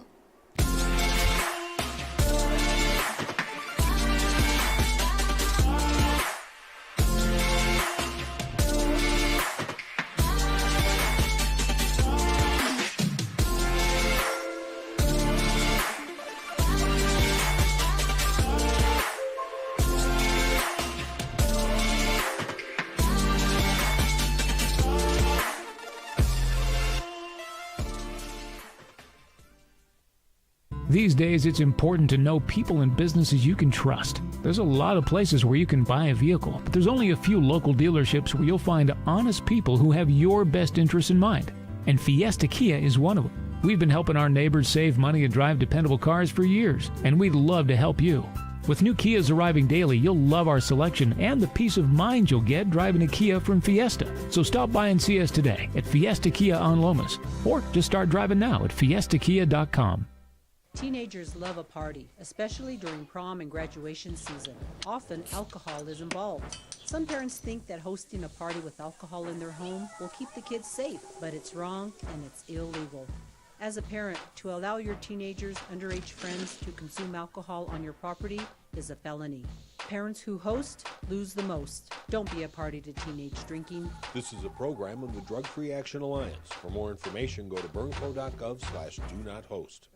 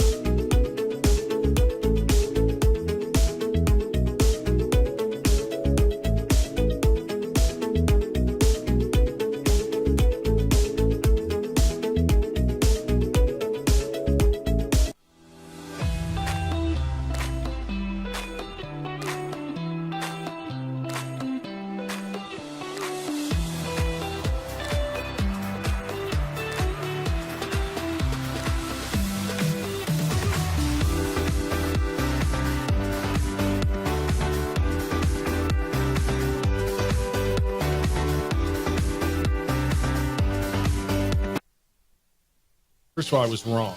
You're wrong. Was I really, though? When he You're wrong. explained it, I'm not sure I really was. Oh, here we go. Here we go. If you, I hope you enjoyed Richard Pitino. If you missed any of that, really good stuff today. It'll be wherever you get podcasts. Check out our website, sportsanimalabq.com, or wherever you get podcasts. Put in the OD, the opening drive. I asked him about the defense, and we talked a lot about that today, JJ, and he was really open about it. But I asked, how did you get there? Is it philosophy? Is it by recruiting? And he said, really, a lot by recruiting, right?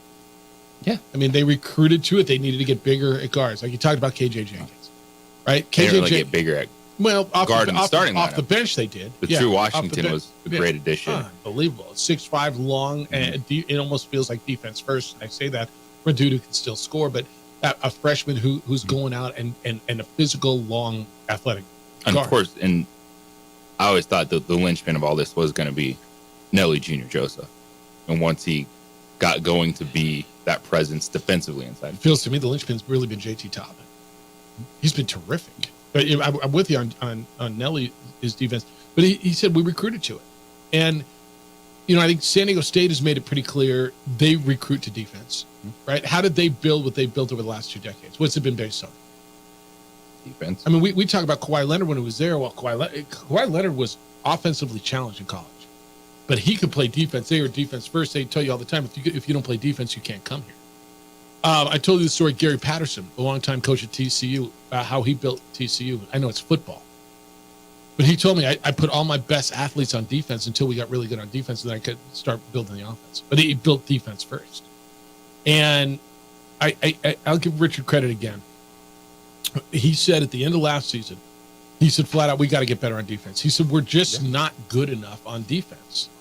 And the bottom line is they got better on defense. And I've been meaning to ask him, how did you do it? Was it philosophy? Was it recruiting? And flat out, he said, right? It was. I wasn't wrong there. You're wrong. It was really good. Actually, it was really good. All right, we got a sweet deal for you. This is really good. It is going to be live on our website. You go to sportsanimalabq.com right at 9 o'clock. Click on the sweet deal icon. And for just $25, you get $50 to Neighbors West Side Bar and Grill. or you can go and grub and go out every Wednesday for karaoke night. Fun tunes for the family. They're locally owned. 75 beers on tap, dozens of your local favorites, and a great, great scratch kitchen. What's up, Nicole? Good to see you. Hi, how are you? Life's grooving. How you living? I'm doing good. What's going on out at your spot on the west side? Well, we got some exciting things coming up at Neighbors. We got a Valentine's Day special coming up. It's going to be a surf and turf. Really? Yeah, crab legs and a filet mignon. Great. Yeah, it's going to be delicious. I need reservations for that? They are preferred, yes. They are preferred. Yes. Look at you guys. Cloth napkins and everything, too? Or Oh, what? yeah. Tablecloth. I know. Wow. Yeah. And then we also have a big event for the big game on February 11th. We have to get some giveaways on that day, like a flat screen TV and then like a canopy, but you have to be there to watch the big game. Yeah, you got to be there and watch it. Be there by the end when you give out the goodies. Oh yeah, as exactly. You should be. And you got comedy and music and all kinds of stuff going on. Oh yeah, we had a comedy this past November that did really good. It was like an after hours. We closed our restaurant and then we stayed open a lot later than we typically do, so until like midnight. Beautiful. Yeah, it was wonderful. That's this is in your hood. Oh, it's right down the street. It's walking distance. Yeah. This place is great. Yeah, it's 2 blocks north of Unser and I-40, right? Yes. Right there.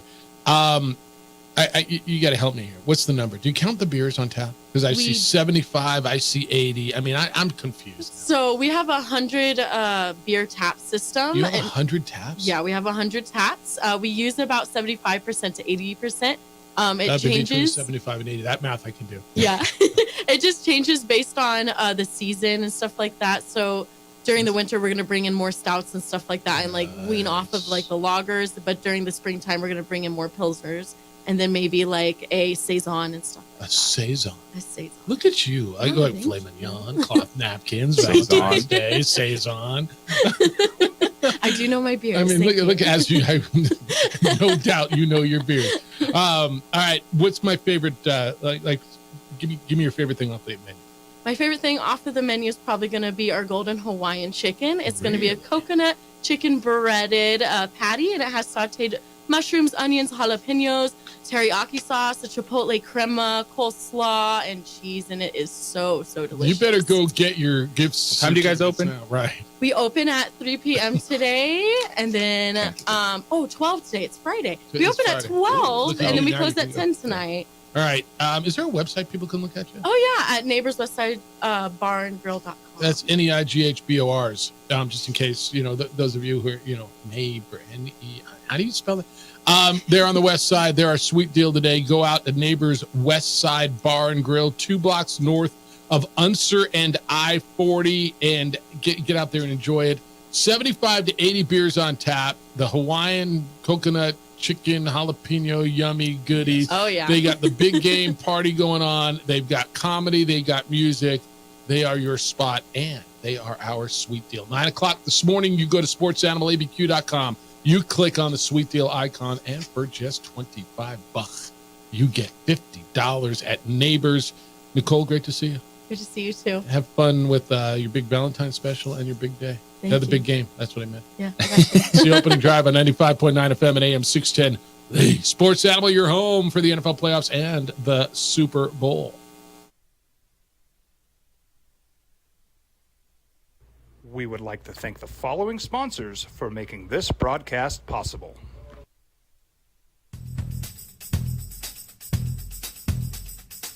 International Protective Services is a proud supporter of ProView Sports and New Mexico Youth Athletics. IPS provides residential and commercial security services in the Albuquerque metro area. For more info, please call 505-897-2420 or visit internationalprotectiveservice.com. I was born in New Mexico. I grew up on these streets. I got in trouble here, and I fought my way back in Burquia. I love New Mexico, especially the people. Now I'm using my training, tenacity, and energy to fight for you. I'm Adam Oki, lawyer, fighter, and New Mexican. I was a local athlete here in New Mexico, so I'm proud to support your local athletes.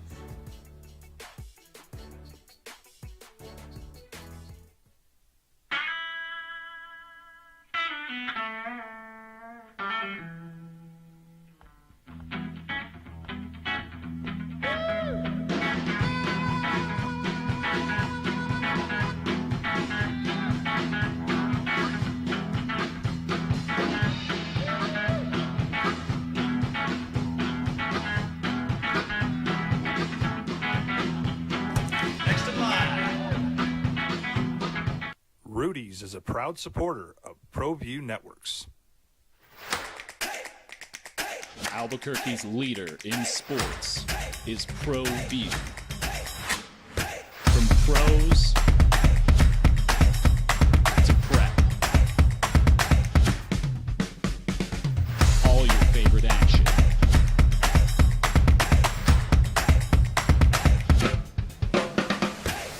All your favorite talk shows.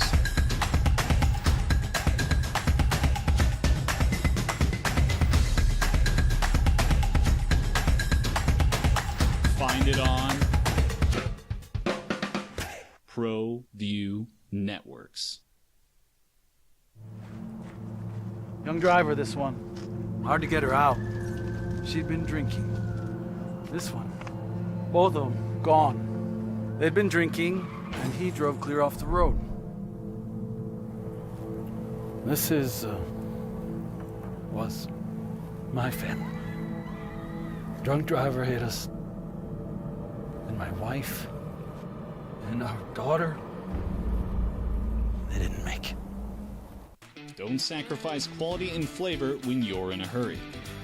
Golden Pride offers ribs, fried chicken, red and green chili breakfast burritos, and Frontier sweet rolls. 4 great locations, or visit us online at goldenprideabq.com. Golden Pride Barbecue Chicken and Ribs are proud supporters of ProView Sports.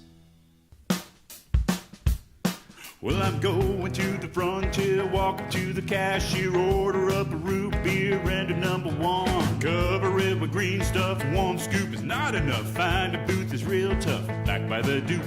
Meet my family, meet my friends in the quirkiest restaurant I have ever been. All of Albuquerque's favorite spot, it's the Frontier Restaurant. The Frontier Restaurant is a proud supporter of ProView Networks. Hi, my name is Daniel Chavez, and this is my business partner, David Chavez. We are the owners of Indeed Safety. Indeed Safety is a local safety consulting company helping our clients with their safety needs for their projects.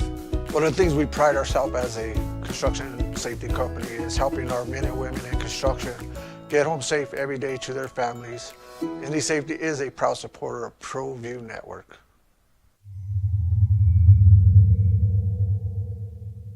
What's going on, Lobo Nation? Ja'Cory Krosky-Miller here. And I'm Devin Dampier. The Lobo football team is going through some changes, but we're here to stay. We'll put in the work on the field and in the weight room, but we'll need your help off the field. 505 Sports Venture is leading the charge in the NIL space.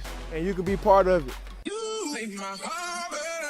Shorty, she better than all my intentions. Locked in, shorty, you got my attention. See your baby, I get you the business. Touchdown and pay you a visit. Teenagers love a party, especially during prom and graduation season. Often, alcohol is involved. Some parents think that hosting a party with alcohol in their home will keep the kids safe, but it's wrong and it's illegal. As a parent, to allow your teenagers' underage friends to consume alcohol on your property is a felony. Parents who host lose the most. Don't be a party to teenage drinking. This is a program of the Drug Free Action Alliance. For more information, go to burnco.gov/do-not-host. Global basketball. Do the red zone. Look at you. Get into the NOAA. That's where I go for my weather. NOAA.gov. The weather forecast and what's going to mean. And you got some pretty good stuff, passing yards, stat lines, and all that stuff. Make your call. Who's going to go to the Super Bowl? You can make your call in the NFL right now, 505-246-0610, and that's the Sports Animal text line as well. Your emails are coming in, Jeff at sportsanimалabq.com and JJ at sportsanimалabq.com. We're talking about Ja'Cory Krosky-Miller being in the transfer portal, and kind of went down a rabbit hole a little bit on how does it happen so late and guys leaving, and he is a graduate, so I guess it's a little different as for a graduate student than an undergrad, but it's still guys transferring in the middle of a semester or once the semester's already started. So I guess there's a way around it. But Mean Machine says, where are the snaps going to come from, Jeff? I think Bob, he calls Bill Bob. I think Bob realized with all these mercenary running backs Broncos already added, he'd be recruited. He had been recruited above. I see 2 running backs on the list of that. Yeah, if this dude goes and plays power conference football, he was not recruited above. He is the best running back on that team. Even if, like, oh, we got the second leading rusher from Iowa State. Oh, brought a kid in from Arizona State. Ja'Cory Krosky should have been first team all conference last year in the Mountain West, and would have had no problem being the RB1 for this team. Yeah, I think that's right. And to your point, they did bring in the second leading rusher from Iowa State. Now, second leading rusher means he ran for 477 yards and 4 touchdowns. That's what that was at Iowa State. Well, Jeff, it was in Iowa State. Oh, okay. They brought in a running back who was used as a kick returner from Arizona State, who played high school football with Devin Dampier, the quarterback. Okay. All I know is what I saw, man, and Bill was pretty damn good.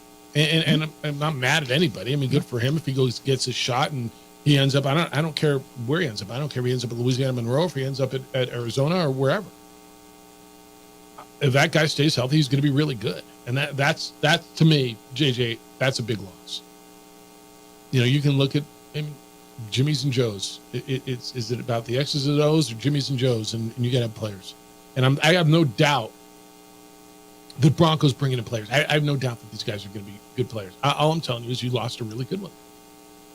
And of all the guys that went in the portal, JJ, I don't know, you got someone who feels like leaving a bigger hole?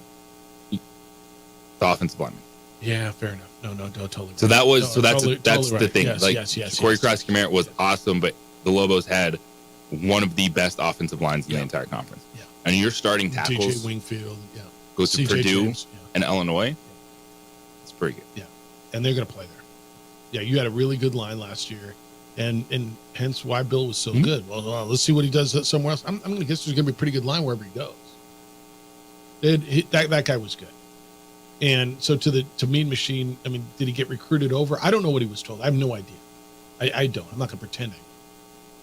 All I'm telling you is you lost a pretty good player. But that's the bummer one.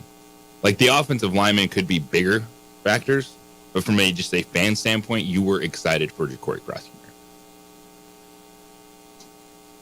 Bad Street says, like what I heard from Jeffrey yesterday, the caller. He said, defense and depth travels. I can't get rid of this. Never mind. I'll find it again. He said, defense and depth travels. Can this philosophy be adapted to Albuquerque's baseball team who's not able to win on just pure talent? I don't know. Sure. Yes. How about that? Yes. All right. I want you a couple of things on the NFL stuff I want you to get in on. I want your thoughts on, well, first of all, who's going to win? Who do you like this weekend? We'll get into odds. We'll get into the spreads and everything. And then your finalists for all the awards were announced. And again, I don't really remember this being a thing where they announced this, all the finalists, but whatever. MVP Lamar, I think, win. This is, would you even want to be one of the finalists? You, Josh Allen, you're like, I know I'm not winning. I'm announcing. Do I have to go to a room and sit there and watch Lamar win it? Is there a show like, is this like the Heisman thing? Do they all have to go somewhere? The NFL honors. You're not watching NFL honors? I don't even think I know what that is. Tell me what that is. The NFL award shows, like their Oscars. Okay. They all got to dress up, put on tuxes, or right. Josh Allen, Lamar Jackson, Christian McCaffrey, Dak, and Brock Purdy. Okay. I know it's not going to happen, but Dak Prescott winning an MVP after what happened in the playoffs would just be like a double whammy for Cowboy fans. Not a chance. I mean, just not. Like, this guy's worthless. Don't want to pay him. And your NFL MVP is Dak Prescott. What's crazy? They got the guys up for almost every. Well, that's not top 3 awards. It sucks. Offensive and defensive player of the year and MVP. NFL's like, we like him. Yeah. How do you vote for this one's always odd to me. Assistant coach of the year. Feels like Ben Johnson's going to win Detroit's offensive coordinator because everybody loved him. Mike McDonald, the defensive coordinator at Baltimore, who feels like he's up for that Seattle job. Todd Monken from Baltimore, the offensive coordinator. Jim Schwartz was Cleveland's defensive coordinator. That defense kind of fizzled down the stretch, right? And Bobby Slowick, the offensive coordinator at Houston. for him. But all these other coordinators are the ones getting a job. Raheem Morris just got a job. I can't remember your guy's name that just got the Carolina job. It's right here, isn't it? Isn't that funny how that works? Yeah. Like these are the finalists. Yeah. For a top assistant coach. Yeah. And Dave most Canales of them are still coaching. Yeah. But yet they're not hired. This isn't college football. You don't need a dude to come in and start recruiting and start hitting the transfer portal. So, I think some of these franchises miss because they're like, we got to hire a guy. But what about these guys? Well, is that why Seattle's holding out? And Tennessee's holding out? Well, it's just Seattle and Washington now. Tennessee hired. They had Callahan from Cincinnati. So Washington's holding out. Tennessee, I'm sorry, Seattle. Those are the only two that are still open? Yeah. Okay. So that's probably one of these guys on this list, right? Or Dan Quinn's out there. So Dan Quinn's going back to the Cowboys, it looks like. Y'all get to keep your defensive coordinator. You feel good about that? I don't know how good you feel about after watching Jordan Love carve you to shreds. Honestly. The whole mindset changed, didn't it? From late October, mid-November to January on the Cowboys. From Cowboy fan, Dak is the greatest thing ever. Dan Quinn's the greatest thing ever. Oh, look at McCarthy's pretty guy. I told you McCarthy was 12-5. Should he be up for coach of the year? He's not on the list. They won the division, didn't they? And they're running it back. And they're running it back. All right, 505-246-0610. That's how to get here. 888-922-0610. Kenny Thomas will be here at 9 o'clock. We'll kick it with Kenny, get into his thoughts on the Lobo week that was, 2 convincing wins on the road. Yeah, I know Richard Pitino told me that, but he told me he didn't say you're right, but when wrong. I said nothing's easy, he certainly said nothing's easy, right? You know where I learned that? You know how you learn lessons young in your career? You remember a guy named Hank Egan? He was the head coach at Air Force. He was the head coach at the University of San Diego. Hank Egan was one of those veteran coaches. And I was doing TV in San Diego when I was in college. And it was something called San Diego Sports Scene. This is way before there were all these cable channels. And so I did the San Diego Toreros versus San Diego State game at the sports arena.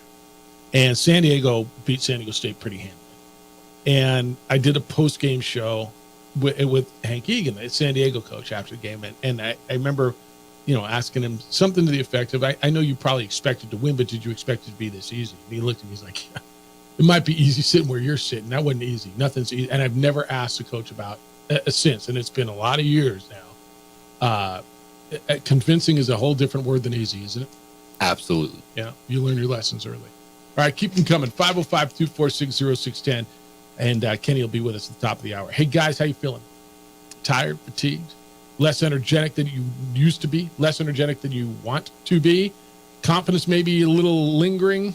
It's time to turn the page. Call New Male Medical Center.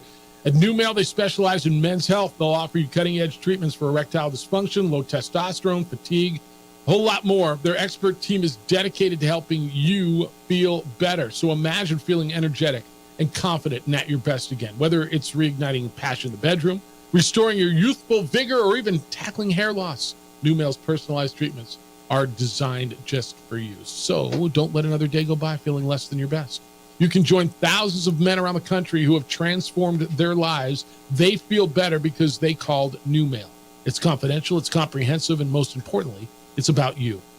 So if you're ready to discover your new you, visit newmalemedical.com. Or you can call them at 505-652-1688. Schedule your private consultation today. That's 505-652-1688. It's New Male Medical Center, where your new chapter begins. New Male Medical Center. Feel young, feel energized, feel new.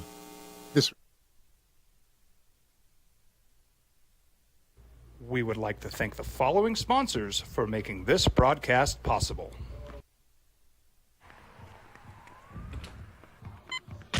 These are more than just the sounds of a safe place to go after school. These are the sounds of interest being ignited and of mentors making an impact. At Boys and Girls Clubs, we don't do just one thing. We do whatever it takes to meet the needs of every kid who comes through those doors. Because whatever it takes is what it takes to build great futures. Great futures start here.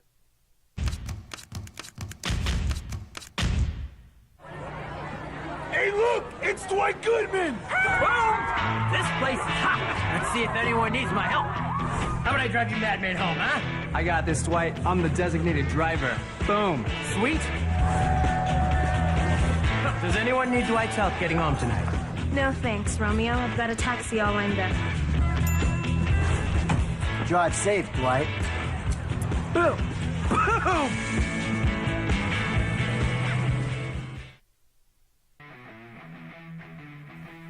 Rosendo Najar here, president of Carpenters Local 1319. Juan Junior Gonzalez, warden of Local 1319.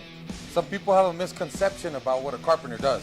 The carpentry trade entails more than just woodworking or building houses. We are responsible for 85% of a construction job site.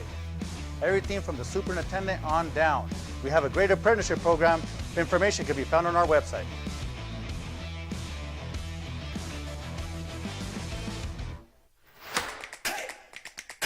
Albuquerque's leader in sports is ProView. From pros to prep. All your favorite action.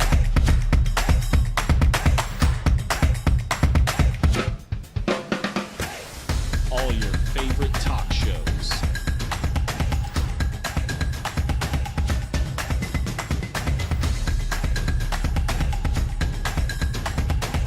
Find it on ProView Networks. These days, it's important to know people and businesses you can trust. There's a lot of places where you can buy a vehicle, but there's only a few local dealerships where you'll find honest people who have your best interests in mind. And Fiesta Kia is one of them. We've been helping our neighbors save money and drive dependable cars for years, and we'd love to help you. With new Kias arriving daily, you'll love our selection and the peace of mind you'll get driving a Kia from Fiesta. So stop by and see us today at Fiesta Kia on Lomas, or just start driving now at fiestakia.com. What's going on, Lobo Nation? Ja'Cory Krosky-Miller here. And I'm Devin Dampier. The Lobo football team's going through some changes, but we're here to stay. We'll put in the work on the field and in the weight room, but we'll need your help off the field. 505 Sports Venture is leading the charge in the NIL space. And you can be part of it. Shorty, she better than all my intentions. Locked in, shorty, you got my attention. CEO, baby, I get you the business. Touchdown and pay you a visit.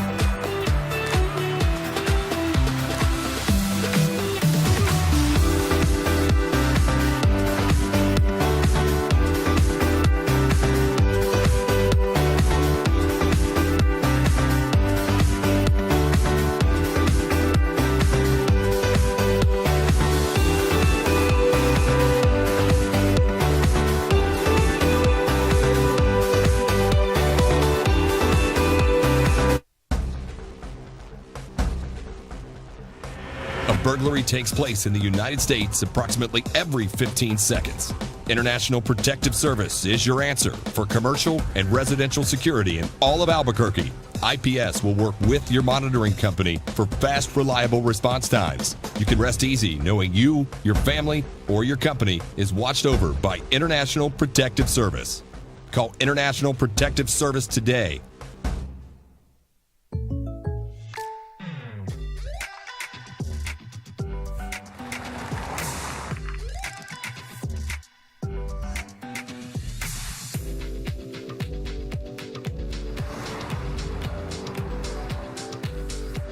For your surprisingly great rates, contact your local State Farm agent today.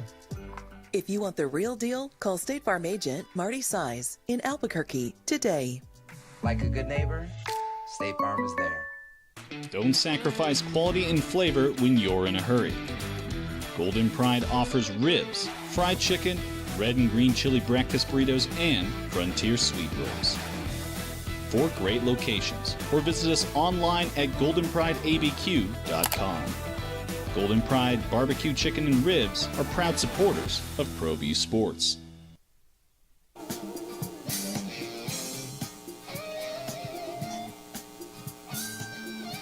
Who you got this weekend?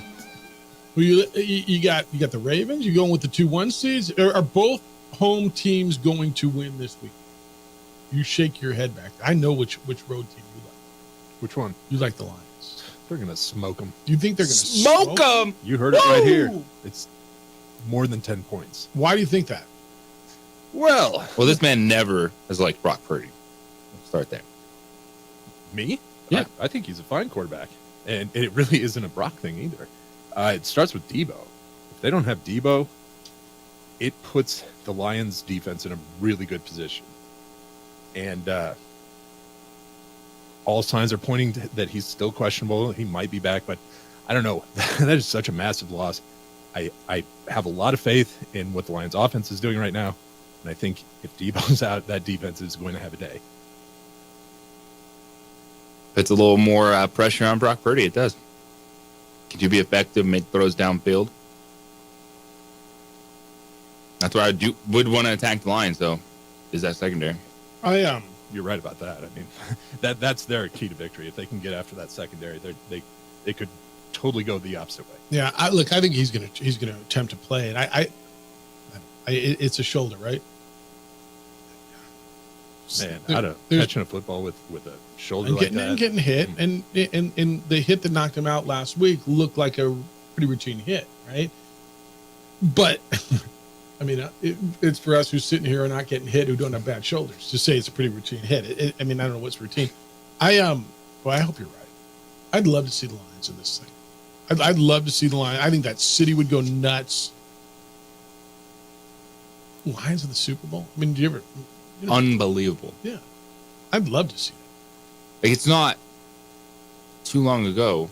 It was the 0-16. That's right. Detroit Lions. That's right. And then Dan Campbell came in and started biting kneecaps. Remember when he came in? How like I don't know that I recall. Sirianni butchered his too. An opening press conference by a new coach that was worse received than Dan Campbell. Who's this guy's going to go in? They're going to bite kneecaps to the NFL. Like, what is this college rah-rah crap from this guy who's never done it before? Like he was clowned, right? Clowned. Third year? He's in the NFC Championship. It's pretty impressive. Their front office is drafted, and I got to believe he's part of that process, right? I mean, don't judge a book by its cover sometimes. Yeah, what they've done over the last 3 years is incredible. Their drafting it's mind-blowing. JJ put out that the sheet the other day. It was like 14 starters in the last 3 years. That's just crazy. Yeah, and they're not all in the first round. I mean, look, they got Jahmyr Gibbs in the first round. They got Laporta in the second round. But go down their draft. Yeah, go down and do what they did. So are you counting out Kansas City? So that's an interesting question because I guess Pacheco did not practice yesterday. And then their guard, Joe Thuney, is not, or he's doubtful at this point. So that could be tough. especially if Pacheco's out. I'm just thinking to myself, how do they make that adjustment? Yeah, I'm not sure how that's a huge loss. This is one of those where it's like that guy, right? When LeBron was winning, JJ, remember, it's like I can't, as much as I'd love to see someone else win, I can't go against him, right? When LeBron was winning and going to the finals every year, it was just hard. Brady, this is one of those where, yeah, I think Baltimore's better. I'm really, really, really, really struggling just counting them out. You can't count anyone out. There's like, that dude is going to keep it close. That dude is why it's 6 straight AFC Championship game appearances for the Kansas City Chiefs. Yeah. I mean, all right, we're going to kick it with Kenny when we get back. Kenny Thomas, the former Lobo great, the star of the Lobo Live postgame show over at News Radio KKOV. 11-year NBA veteran, Kenny Thomas. You know, you got Kenny. He's going to be here. He's like, I don't like when you call me Kenny Thomas. It sounds weird. He's Kenny Thomas. He's here next. It's Kicking It with Kenny on the opening drive on 95.9 FM and AM 610. The Sports Animal, your home for the NFL playoffs and the Super Bowl.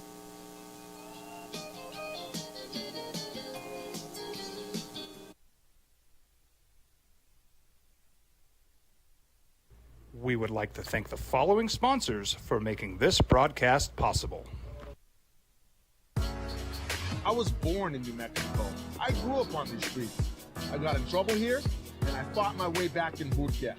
I love New Mexico, especially the people. Now I'm using my training, tenacity, and energy to fight for you. I'm Adam Oki, lawyer, fighter, and New Mexican. I was a local athlete here in New Mexico, so I'm proud to support your local athletes.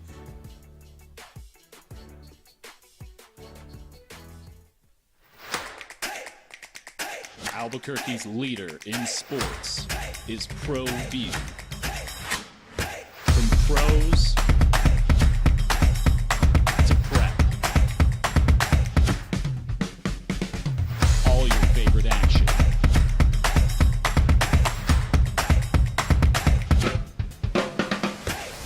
All your favorite talk shows.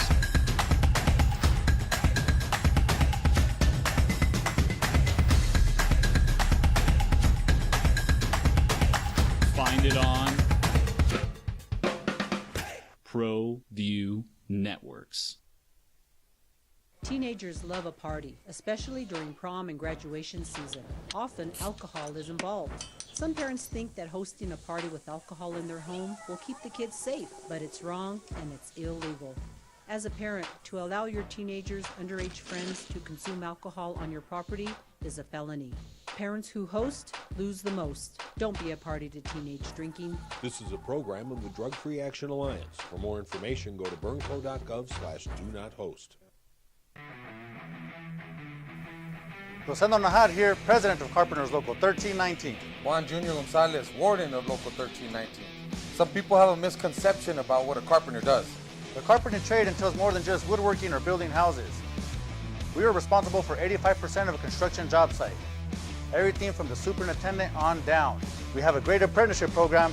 Information can be found on our website.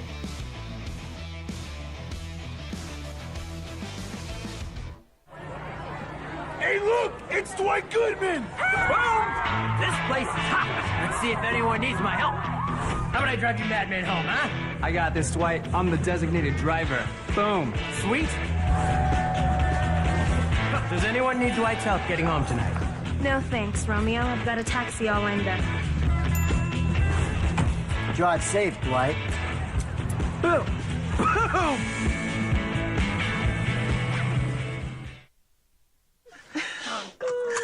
Seriously? You expect me to drive while you aren't wearing seatbelts? What's the worst that can happen?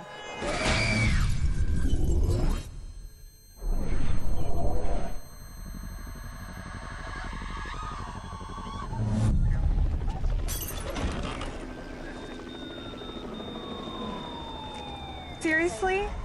Buckle up. Okay, thank you. Previously, opening drive, Jeff Symbieta, JJ Buck. And Kenny Thomas is in. As we kick it with Kenny, the former Lobo great, 11-year NBA veteran, connoisseur of fine wines, and entrepreneur of many things. What's up? Man, how you doing? I'm all right. You all right? Hey, I'm good. What's up, my guy, JJ? What it do? Traveling, man. I got to give the girls respect. Sorry, I got to start with the Lobo girls, man. Hit it.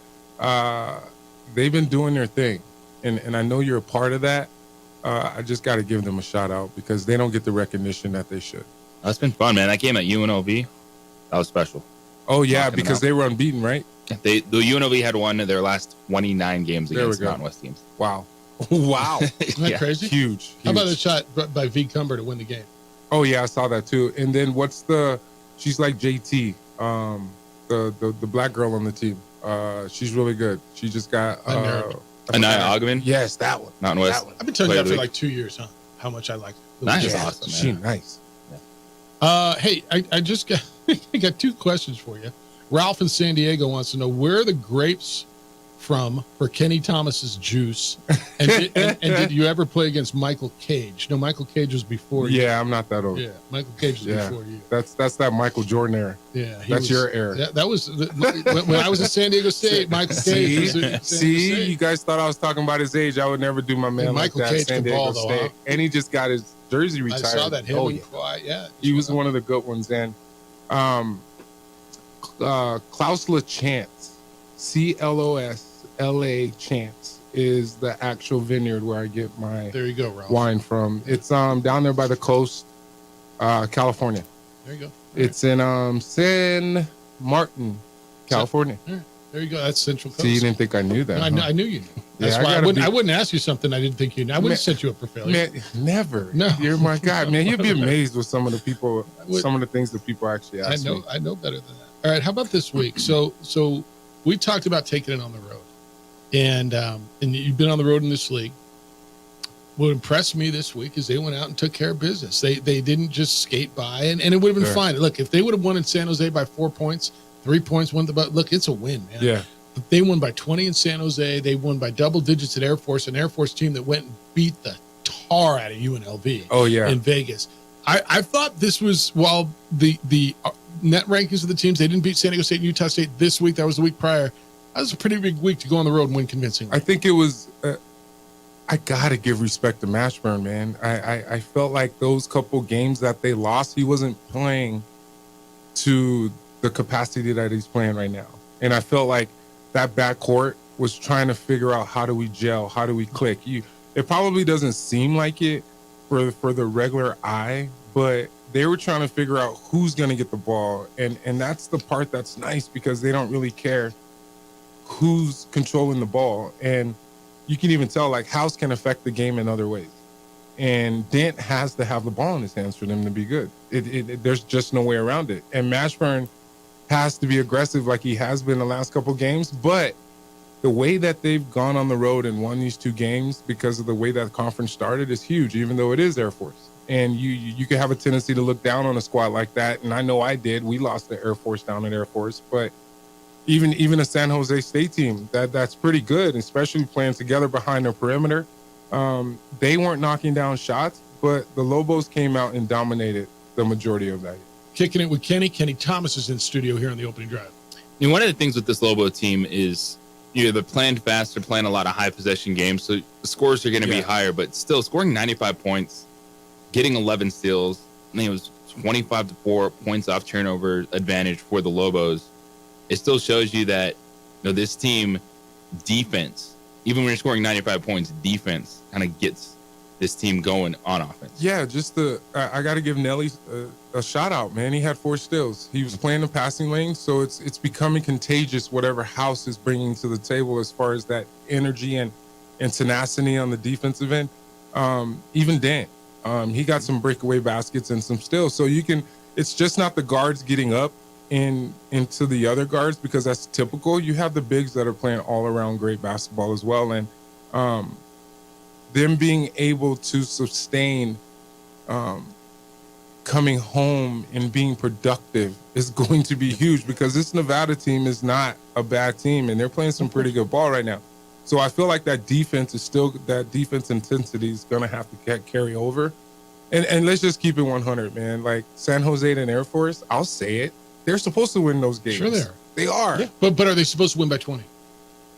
See, now this is where the statement comes in by winning by 20. Right. That's why it feels a little better to me than I totally agree, man. I think it would have been impressive if they won each game by 4.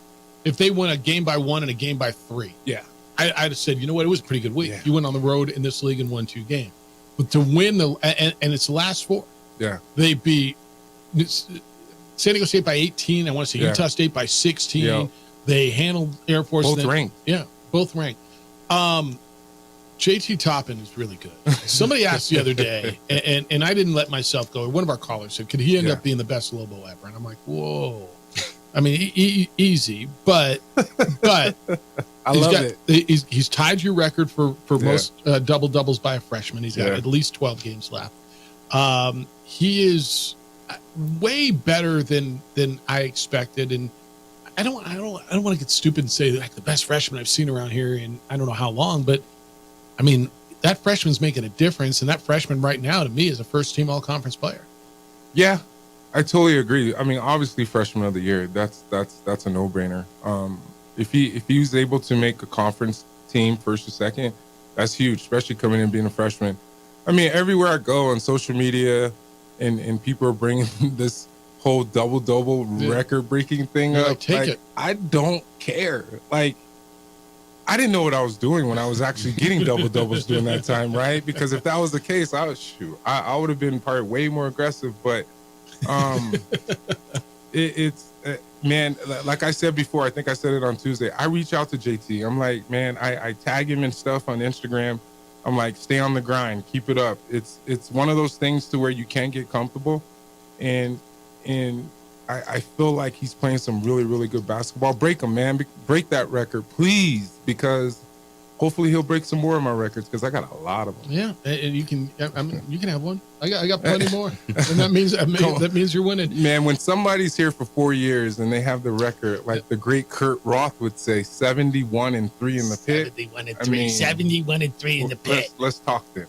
So here's why when it was brought up, it was a caller on Monday, right? Whenever it was. And I just won't let myself go there because with the portal and everything else, leaving. I mean, to your point, man, you played here for 4 years. Yeah. Charles played here for 4 years. Yeah. Right. Clayton. You go back. I mean, Luke, Royce. Yeah. There were some pretty good ones. Michael Cooper. I mean, there were some pretty good ones here. Yeah, you don't. It's hard to think past a year. Yeah. These days. See. I mean, I can't wait. I'm probably jumping the gun right now, but I can't wait to see these guys next year because the league is already starting to double JT. So now how are they going to respond? Well, but Nelly's been the beneficiary of that, don't you think? He should clean up everything and benefit and eat on the glass like you would not believe, man. That's what I'm saying. All right. How much do you make, or are we over this by now? Alford and Noodles coming back in on Sunday. What does that mean? Steve Alford, Craig Neal coming back in with what does that mean? I mean, what does it mean? It means I'm asking a question. So it means your former coaches are coming in. It means the pit. My former coaches? Well, no. Yours is a fan base. As a fan, they're not yours. You didn't play for them. But it's this fan base. The fan base is still pretty juiced up about it. Or we past it at this point. This is New Mexico, man. This is New Mexico. So they never get past anything? No, because no, that's not an option. Trust me, I know. There's a time to where when this community is backing or getting behind a coach that is here and things are getting good, getting back on the path of like how they were when I played. That's when Alford was here. Yeah. That's when things were rolling. Obviously the community is going to be pissed off that he left. I mean, how do you not? And then he's in the same conference. So that's a slap in the face. And especially he beat you twice community. last year and twice right at the buzzer. And 9-game winning streak. Like, I mean, come on. Like this game on Sunday there gotta be a lot of energy. You talk about San Diego State being ranked, you talk about Utah being ranked. Those games really don't matter. This is one of those games that's like the Rio Grande rivalry, but we name it something else, right? Whatever that was. I can come up with something. Gotta come up with a name for that now. Yeah. I think that's a good one. Yeah, I'll come up with some of your coaches coming back in. No, I think the place is going to be juiced. Man, watch this. I'm guaranteeing a win on Sunday. And I have nothing to do with it. So what makes you feel that way?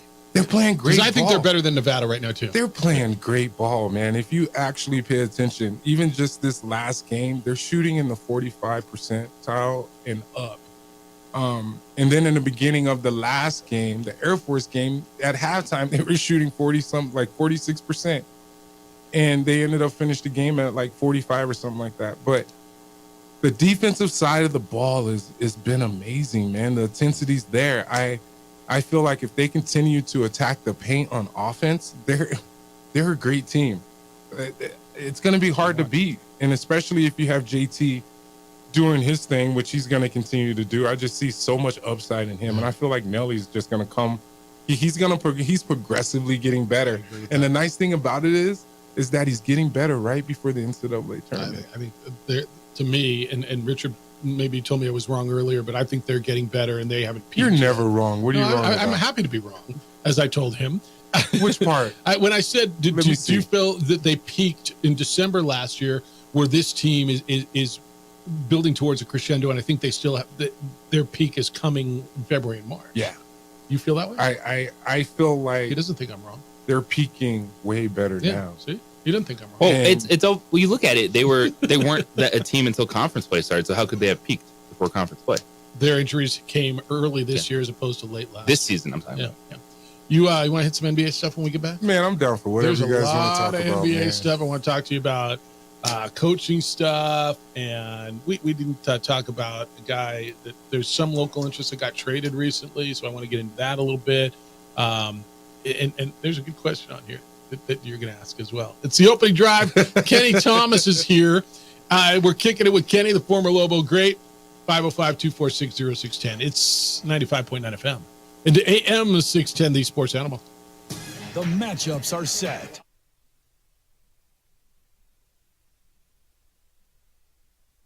We would like to thank the following sponsors for making this broadcast possible. Teenagers love a party, especially during prom and graduation season.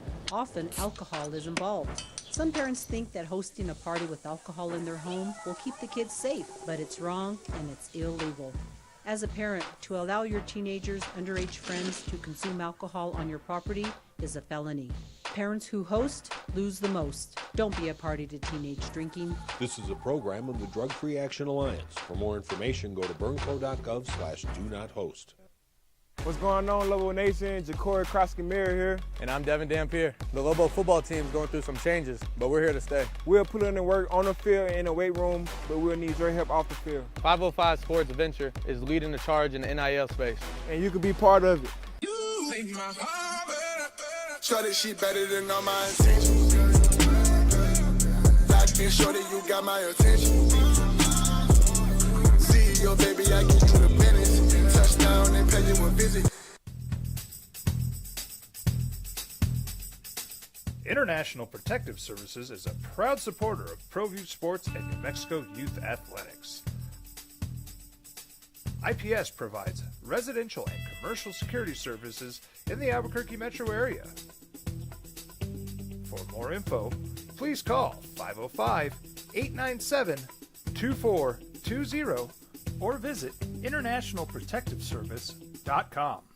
Don't sacrifice quality and flavor when you're in a hurry. Golden Pride offers ribs, fried chicken, red and green chili breakfast burritos, and Frontier sweet rolls. 4 great locations, or visit us online at goldenprideabq.com. Golden Pride Barbecue Chicken and Ribs are proud supporters of ProView Sports. We here at Clark's Pet Emporium welcome you to bring in your pets. We know that having your pet with you makes the experience of shopping for them even better.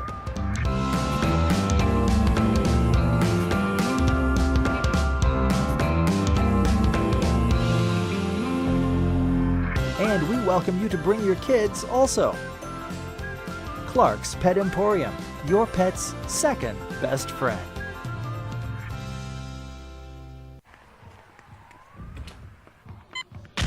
These are more than just the sounds of a safe place to go after school. These are the sounds of interest being ignited and of mentors making an impact. At Boys and Girls Clubs, we don't do just one thing. We do whatever it takes to meet the needs of every kid who comes through those doors. Because whatever it takes is what it takes to build great futures. Great futures start here.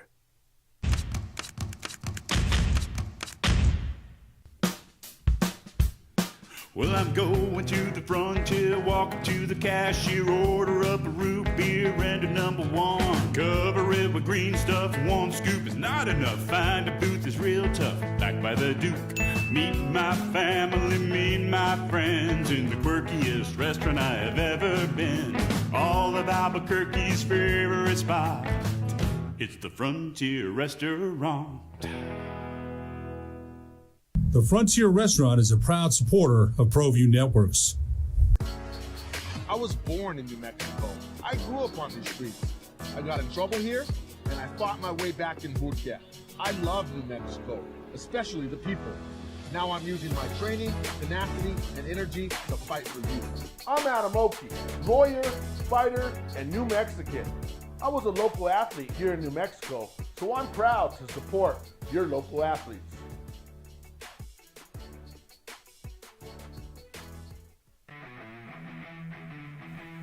Rosendo Najar here, president of Carpenters Local 1319. Juan Junior Gonzalez, warden of Local 1319. Some people have a misconception about what a carpenter does. The carpentry trade entails more than just woodworking or building houses. We are responsible for 85% of a construction job site. Everything from the superintendent on down. We have a great apprenticeship program. Information can be found on our website.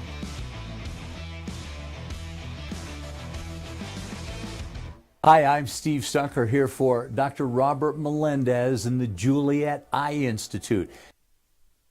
Talking hoops with the former Lobo great, 11 years in the National Basketball Association. All right, a couple things. We meant to hit this earlier. He's an Aggie, but he's pretty good. Pascal Siakam got traded about a week and a half ago to the Pacers. What does that do for the Pacers? Because I think we both think that's relatively significant. That's a pretty good move. I think it is. Short term, obviously, his first 3 games, they haven't won. I saw that on social media somewhere. And the Kings and some other people was on that radar as far as him going to these teams. And I feel like with Tyrese, the way he's playing right now, Halliburton, and you got Miles Turner over there, they have some nice guys over there, because you got rid of the Denver guy, Brown. Yeah, I think he was a part of that trade. But Pascal, man, it's going to be interesting to see how they all kind of gel. But I feel like they have a better inside presence because he's more of a 3-4, but he's more of a traditional 3 to me. Help me understand the Doc Rivers sensation. And I understand he won. I understand he's got a ring. You'll never take that away from him. He had really good teams in Philly. I thought really good teams with the Clippers.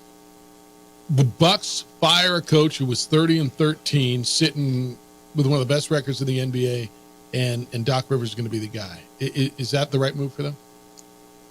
The Bucks? Yeah. The right move for the Bucks was bringing in Dame Lillard. Well, that's the ultimate goal, right? And Griffin, I actually played against him. He was a solid 3-4 guy. The coach who just got fired. Yeah, the coach that just got fired. But the fact that the record obviously doesn't show from the standpoint of the ownership on the direction of how the team should go, right? That's where I saw rumors of Griffin lost. He lost the team. And obviously there had to be some big hitters that was making these decisions as far as like, was it Giannis going in there? Was it this? Was it that? Was it Dame? But then you got Budenhauser, who was under Popovich before Griffin, right? And Budenhauser is a guy that I respect because of him being with the Spurs and he knew how to win. They got rid of him too. So they're playing. He's got a ring also. Exactly. So they're paying both of these guys now. And then you bring in Doc for a 3-year, $40 million contract. And Doc is Doc, right? And the thing about it is those contracts are guaranteed. Yep.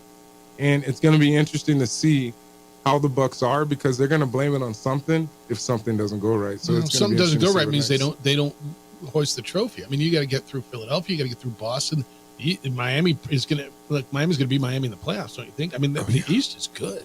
Yeah, and the thing about Miami just got better. Mm-hmm. They just brought in Lazard and got rid of my boy Kyle Lowry, probably because he's getting older, and Miami's obviously trying to make a push, right? But the way that the Sixers are playing right now, and you got Embiid scoring 70 points in 36 minutes, man, it's an 18 rebounds. 70. And 18 rebounds. You know how productive that is? Same night, Cat scored 62 and lost. Yeah. This is a whole different game. This is an offensive game. Do you know, and that was Tuesday night, Monday night? I think it was Tuesday night when you were here. So the 22nd was the date. That was the anniversary of Kobe scoring 81 points. So we called that. Well, it was. We talked about that. Oh, did we talk about it? Oh, yeah, we did. National Defense Optional Day. Yeah. Actually, that was Monday night. I think you might be talking about the, I think today's the anniversary, 4 years ago. Yeah, of the crash. Yeah, the crash, yeah. Kenny Thomas is in studio. We're kicking it with Kenny. We saw a situation which was wild earlier this week. The Mavericks were hosting the Phoenix Suns. So it's a home game for the Dallas Mavericks. Yeah. Home game. I didn't see this. There was one Suns fan that was going at it with Luka Doncic. Luka got this dude ejected from the stadium. What did he say? It was something that was pretty innocuous. It was like, you are out of shape, Luka. Like, do some cardio. Yeah, do some cardio. And so Luka got this dude ejected. Have you ever wanted to get someone thrown? Hell yeah. Especially in Utah. From college all the way up to playing there against Karl Malone and John Stockton. Yeah, hell yeah. And I did get ejected in Houston. I'm talking about getting a Karl fan Malone. thrown out. But yeah. I totally get it. You got ejected against Karl Malone? Yeah, I got ejected. I got 2 texts. Nice. I was cussing out the ref because of Karl Malone, man. I'm like, he's getting away with some BS. And I'm like, okay, Kenny's Karl Malone. So that was 25. I couldn't win that battle, man. I couldn't win it. But yeah, that was my first ejection. But yeah. Is that what he said to you? Probably did too, huh? Yeah, of course he did. And then let me call fellow Karl Malone. He's Karl Malone. You know what's crazy? I have a signed jersey by him. Yeah. Yeah. Oh yeah. I was From that night? I was one of the big. No. Hell no. No. I was in my feelings that night, man. But but the way that these guys have like they're able to throw people out. I think LeBron or Westbrook, and I think those guys started it. And Luka does need to lose some weight. All right, but have you ever seen, to his point, have you ever seen you or one of your teammates go to security and say, that guy right there's heckling me, we need to have him removed? I couldn't do that. Luka can. It's Luka. All right, that's soft. That's why I said Westbrook. That is soft. He's European, bro. Mzil, don't get mad at me, bro. Even though I said that about the European. It's it's a stereotype, but there's always the exception. I don't know, man. What's the worst thing somebody ever said? Can't say it on the radio. I can't say that. Bro, I'm trying to go through June with you guys, and I'm trying to stay on the post-game show. Are you kidding me right now? I lost my NBC job, California, and I need a media outlet. That can't happen, Jeff. Fair enough. That's good. It's actually really good. All right, how about LeBron making history? 20th All-Star game. Shocker. Yeah, right? You might as well add about 4 or 5 more, too. He can play as long as he wants. It's not there. Do you like the All-Star format? Yeah, I mean, you got to keep it interesting for the fans, right? Yeah. I even love how players have to play X amount of games to where you can't sit out. Absolutely like that. Because people are paying tickets, right? And you still see people still kind of like resting, and fans are getting mad because, I mean, obviously these fans don't get opportunities to go to NBA games very often because of the ticket pricing. But it's one of those things, man. What are you gonna do? You watch Kings and Warriors? Of course I did. A little bit. I saw the end of it. I have the Kings app on my phone. Yeah. So I get notifications. And the way HB played, obviously, he's a guy that they've been looking at trying to trade, and Kevin Huerter, and you have a career high 39 points. It's his old team. He's making a statement, but those guys have not been playing the kind of basketball they played last year for them to be a 3 seed. Right now, I think they're like the 7th, 8th seed, and you got the Warriors at like 12, 13. But I feel like the second half of the season, I think the Warriors are gonna make a push. But Mike Brown is one of the best coaches that I've known in the NBA. That's why he got Coach of the Year. and I wouldn't expect anything less as far as him getting those guys going the second half of the season. At what point do you start looking at standings saying, all right, games are getting important? We're 45 games in, 45, 46, wherever we're to an 82-game schedule. It's about now. Yeah, it's usually that push right after All-Star Weekend, and All-Star Weekend's coming up in the next week or two, right, in Indiana. And that's what the Kings did last year.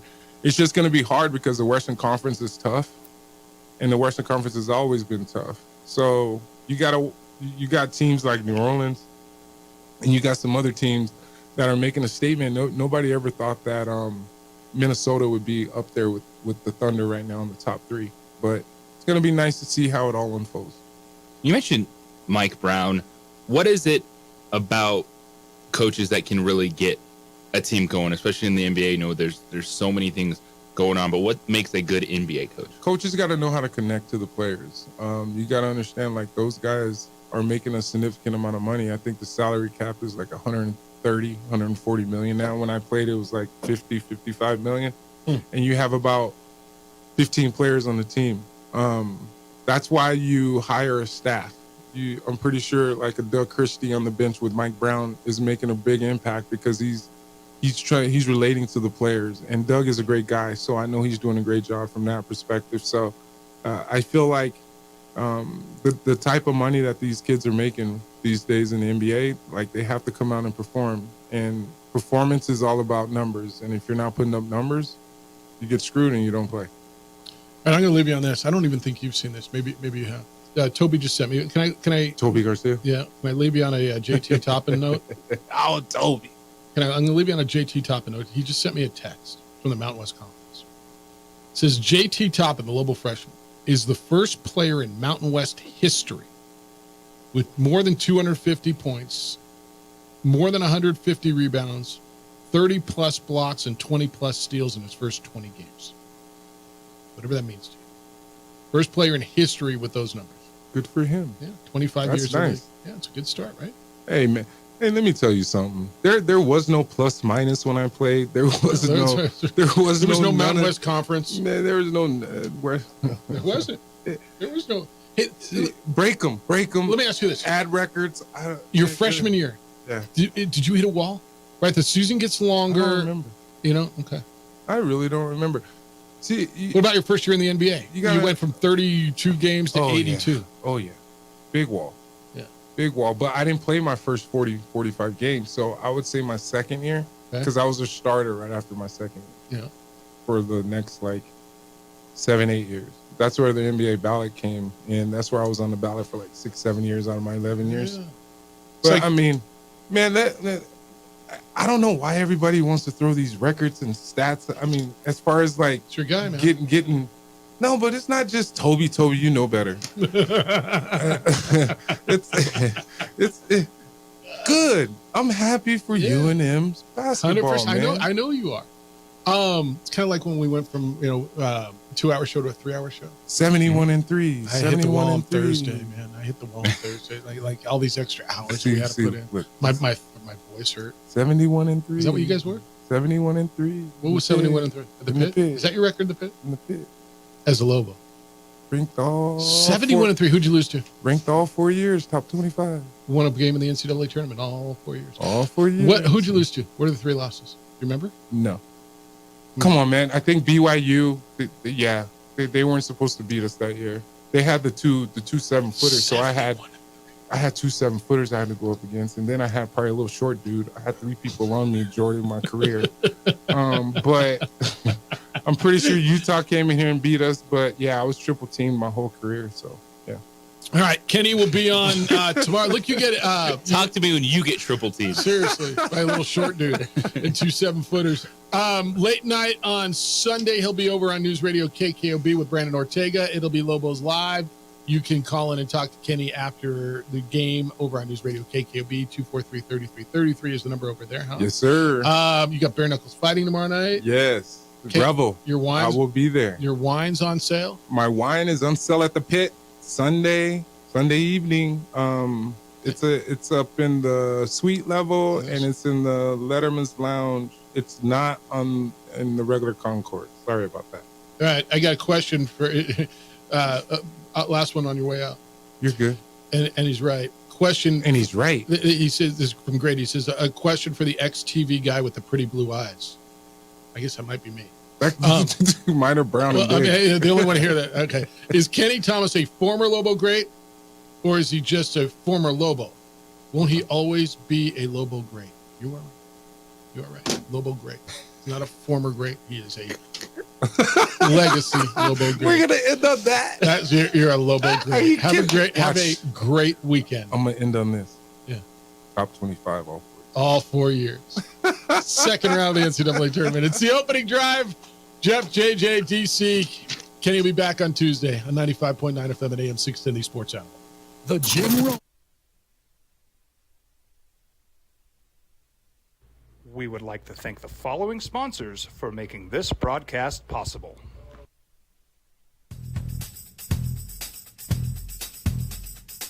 International Protective Services is a proud supporter of ProView Sports and New Mexico Youth Athletics. IPS provides residential and commercial security services in the Albuquerque metro area. For more info, please call 505-897-2420 or visit internationalprotectiveservice.com.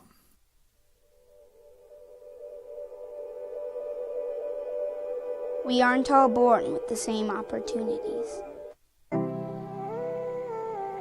But it's the people who care that change everything. Get ready, Sprout, get ready!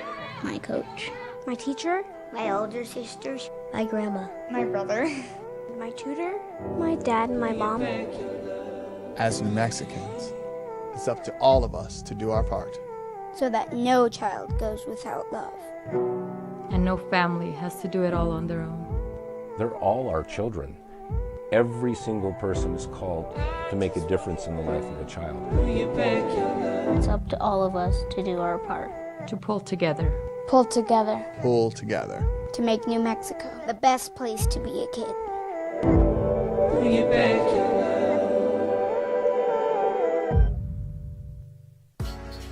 I was born in New Mexico. I grew up on these streets. I got in trouble here, and I fought my way back in boot camp.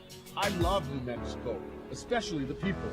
Now I'm using my training, tenacity, and energy to fight for you. I'm Adam Oki, lawyer, fighter, and New Mexican. I was a local athlete here in New Mexico, so I'm proud to support your local athletes.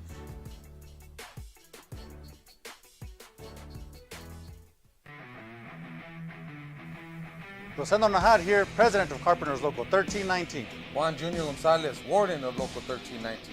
Some people have a misconception about what a carpenter does. The carpentry trade entails more than just woodworking or building houses. We are responsible for 85% of a construction job site. Everything from the superintendent on down. We have a great apprenticeship program.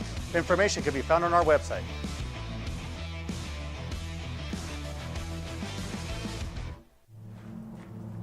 Young driver, this one. Hard to get her out. She'd been drinking. This one. Both of them gone. This in, Stigler's in, and Kenny's in, just talking about, back when I was a kid. Good stuff. Kicking it with Kenny, Hope you enjoyed it. Richard Pitino was with us today. If you want to listen to any of that stuff, it is over on our website, sportsanalabq.com, and wherever you get your podcasts, go on and enjoy that stuff, and it's all there for you. All right, it is time to go into a playoff edition of the Red Zone because, well, it's playoff weekend, and we go into the Red Zone every day. So DC's put it together, and let's go into the Red Zone.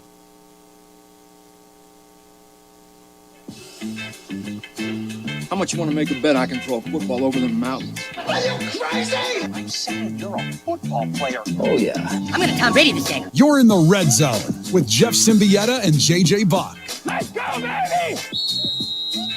It's first and goal. Well, gentlemen, championship weekend is here. We've spent a lot of time this week breaking down every side of the ball, as well as some of the key matchups to watch. Now, I want to see how you really think these games play out. What I'm going to do is I'm going to read some of the prop bets currently on BetMGM. Then I want you to tell me what will happen and why. But first, I want to take a look at the weather because that will impact the outcome. Baltimore, Sunday, rain, high near 46, northeast wind around 10 miles an hour. Chance of precipitation is 100%. Baltimore, that's balmy. Yeah. So it's going to rain and all right. So in San Francisco, however, it's ideal. It's mostly sunny, high near 69, east-northeast wind between 3 and 5 miles per hour. In the evening, it'll be partly cloudy with a low around 53. So really nice in San Fran. So KC at Baltimore, Detroit at San Francisco. Which of these games ends up being the highest scoring? I mean, because the conditions will tell you it's the Lions and Niners, right? But it's I went to take the over there and I saw the numbers 51.5. That's a jumbo number, and I still may go over it. Lions and Niners are the higher scoring game. I think it's Niners and Niners because Kansas City and Baltimore are better defenses. And I think that's a game that's 2017, 24-20 in that area. And I don't think it's just because of weather. I think it's just the way those two teams play. And I do think Kansas City, if they're going to win this game, it's actually going to be because of their defense. 2nd and goal. Ready, down, put. Lamar Jackson, Patrick Mahomes, Jared Goff, Brock Purdy. Who gets the most passing yards? I am going with Patrick Mahomes because I think what's going to end up happening is Baltimore going to frustrate Isaiah Pacheco, who's not going to be 100%, and they're going to need to find a way to try to make plays downfield, try to find some explosive plays. I have Patrick Mahomes and then Brock Purdy as your top two passers. See, Purdy's my guy because you guys have been telling me they got to attack them through the air. Mm-hmm. My initial inclination was Goff because that's what they do, but I think it's Purdy because the most susceptible secondary is Detroit. 3rd and goal. All right, Lamar Jackson, Isaiah Pacheco, Christian McCaffrey, or Jahmyr Gibbs. Who gets the most rushing yards this weekend? I mean, I always lean to McCaffrey. I just always do because he's such a big part. Now, a lot of what he does is out of the backfield receiving the ball. So straight up rushing yard, the bet could be Lamar.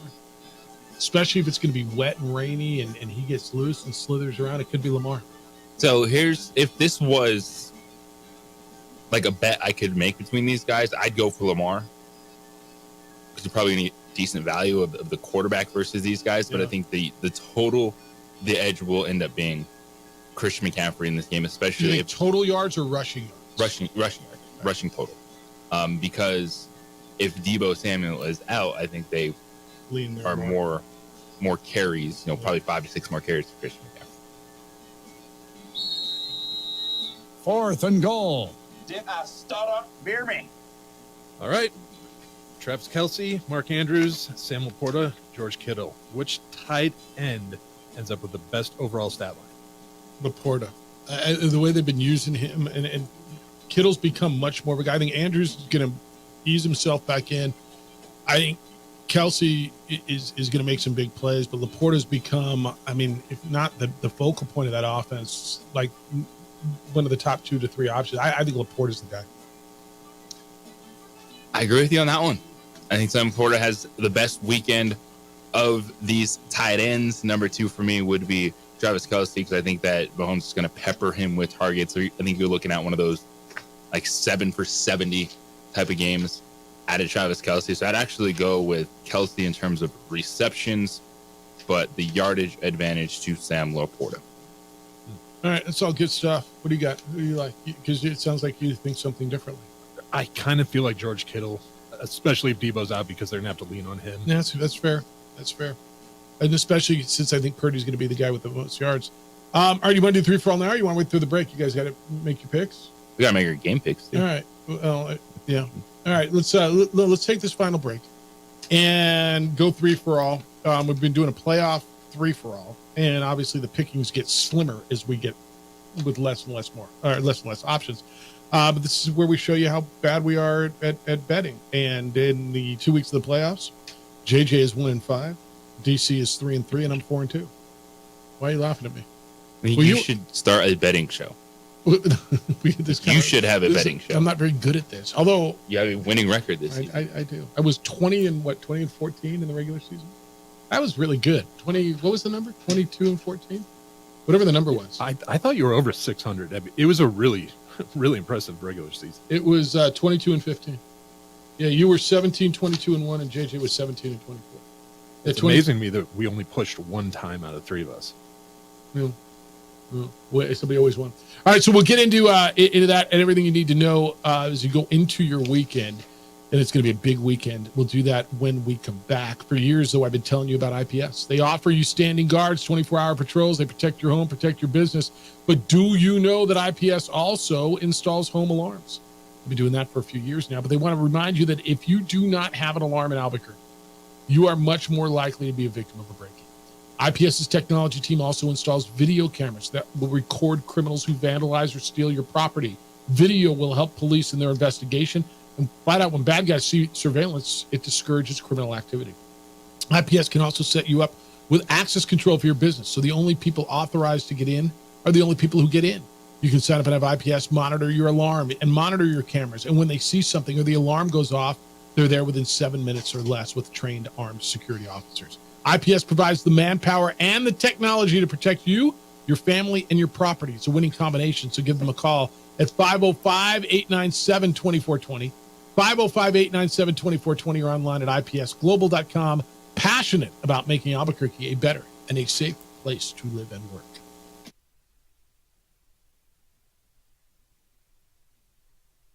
We would like to thank the following sponsors for making this broadcast possible.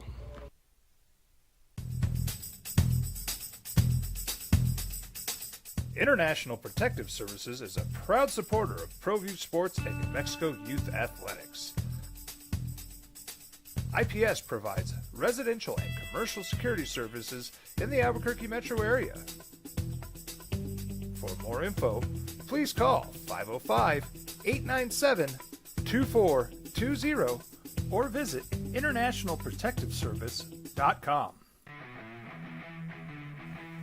Rosendo Najar here, president of Carpenters Local 1319. Juan Jr. Gonzalez, warden of Local 1319. Some people have a misconception about what a carpenter does. The carpentry trade entails more than just woodworking or building houses. We are responsible for 85% of a construction job site.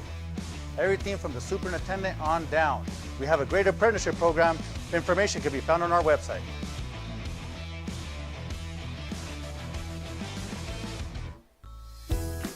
Hi, my name is Daniel Chavez, and this is my business partner, David Chavez.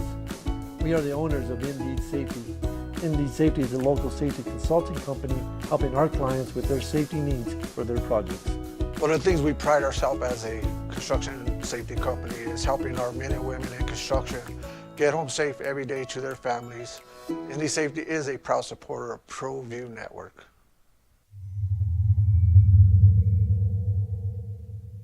Hi, I'm Steve Stunker here for Dr. Robert Melendez and the Juliet Eye Institute. You may remember me like this, but no more. The glasses are gone. I tossed them months ago because of a brand new procedure from Dr. Melendez known as RLE, Refractive Lens Exchange. The latest technology, the best eyesight I've ever had in my life, and you can check it out by clicking on the link in the description right here.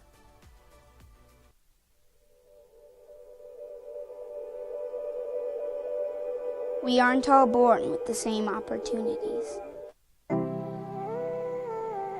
But it's the people who care that change everything. Get ready, Sprout, get ready. My coach, my teacher, my older sisters, my grandma, my brother, my tutor, my dad, and my mom. As New Mexicans, it's up to all of us to do our part.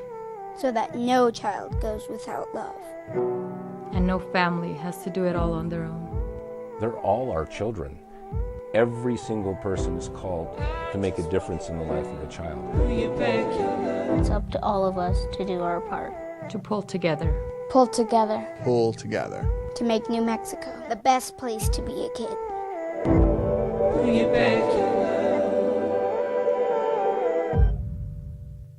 If you're drunk, blasted, intoxicated, ripped, plastered, taint, Destroyed, brah. If you're like this, you shouldn't be driving. Young driver, this one. Hard to get her out. She'd been drinking. This one. Both of them gone. They'd been drinking, and he drove clear off the road. This was my family. Drunk driver hit us.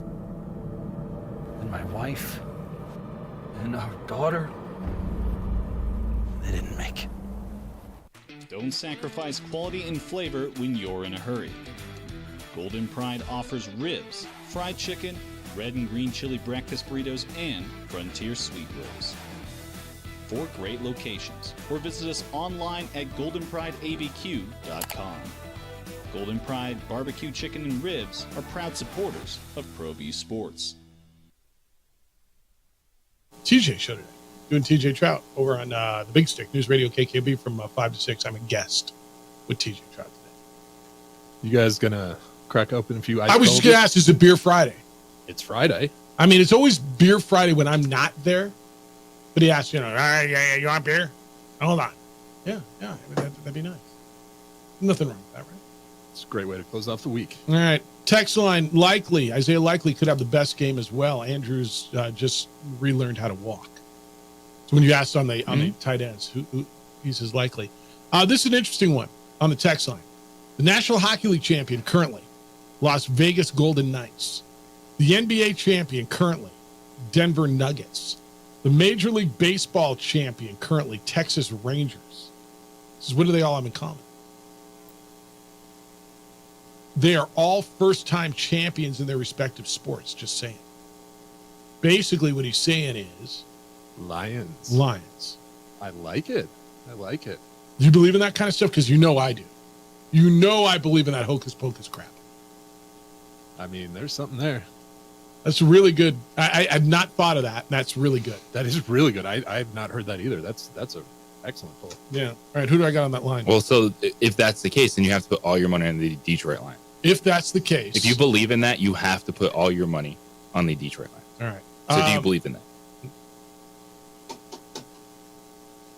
I got to put all my money, like how much? Everything. All my money, like if I got a commission check. Everything you've done this season, all the bets have to go on the line. I've got no, I don't believe in it that much. No, but I kind of believe it. All right, well, let's do 3 for all then. This is, and then we'll go to the phones. So basically, this is us showing you that we don't know what the hell we're doing, and betting is really hard. If every instinct you have is wrong, then the opposite would have to be right. Yes, I will do the opposite. Not 2, not 4, not 5, not 6. 1, 2, 3. All right, what do you got? You go first. And we're gonna have a lot of the same games, probably a lot of the same size. Let's see where you are. What's your first one? So we had it flipped in the red zone. Yeah. The over-unders. Over-under for Detroit, San Francisco is 51.5. Right. And KC, Baltimore is 44.5. Right. So I'm going to go over 44.5 in Kansas City, Baltimore. Okay. My first one, I'm taking the Lions plus 7.5 at San Francisco. I love getting 7.5. I think it's a closer game. I think they might win. I will take the Lions and 7.5 points. I'm going to take Lions on the money line. Lions money line. So they have to flat out win. They're winning. What's the point of taking that in this format? How does that benefit you? Like, why wouldn't you just take the 7.5, dude? I'm just asking. But all right, I mean, in terms of betting, it's plus 275 on the money line. Yeah, but in this, it's just 1 point. But all right, you can have them. I'm not going to tell you how to bet. My second one, I'm going to take the Chiefs and the 4 points. I think it's a close game. I just can't see them getting run out of there. I think they can win. I think it's close. I think it's sloppy. I'll take the Chiefs in 4. What's your second one? I am going to take the Ravens, and I'll lay the points. Ravens minus. You got it at 4? I'm looking at it at 3.5, but I know some of these are that they'll change, shift, and so 4 is fine too. All right. What's your second one? I'll take the Lions. You want the 7.5 plus the points? Yeah. I know you're on that. Well, you got the Lions straight up money line. So we're all on the Lions. All right. What's your third? Kansas City. You like Kansas City in the points? In the points. +4. My third is I'm going over the 51.5. I know it's a big number, but I think there's going to be some points scored in San Francisco, in Detroit. What's your third? I'm going to take the over. Over 44.5 is what I have right here for Chiefs Ravens. So you both are on that one. Okay. All right. That's good. We're in. Let's see how bad we are on Monday. Got them all set. Terry, thanks for holding. Good morning. You're on the Sports Animal. Hello, Terry. Good Friday, everyone. Thoughts and hugs to Austin, Addie, and Jack, even though Jack's dad was picking on KU the other day, but we'll let that go. It's not your fault, Jack. So what it is on the finalists, just briefly, up until last year, you only voted for one MVP, and now you can vote for 5. So I think that's why now it's like, why are they having 5 finalists? Because I don't think in the past there was 5 people getting votes. So maybe that's why we're all thinking, why are they bringing it up now? So when you can vote 1 through 5, and back then it maybe be 2 people getting votes back then. So yeah, they'll do it. And like I said, whoever's 4th and 5th is like, they know, oh, okay, fine, but yeah, do I have to sit there and clap for the other person? I don't know. So we'll do that. Lobo's doing great. One thing I was wondering, maybe ask Kenny next week, and you all could chime in, is if they had a reunion for coaches, would they invite anybody? I know on the women's side they invite Flanagan, but do the true Lobo fans, would they want any of their coaches to come back and be honored? It's kind of, Kenny has kind of said, they leave, you're gone, you're by. So, I was just kind of curious on that. I know a lot of players stayed honored, but I don't know if any of them they would say thank you or clap for, or they'd pull a Chicago Bulls and boo any of them that showed up. But really interesting. So that in, you guys have a great weekend. Take care. Be safe. Bye bye. So I don't know that I've ever thought of it. What Lobo, former men's basketball coach, Bob King's no longer with us. Norm Ellenberger, right, is deceased.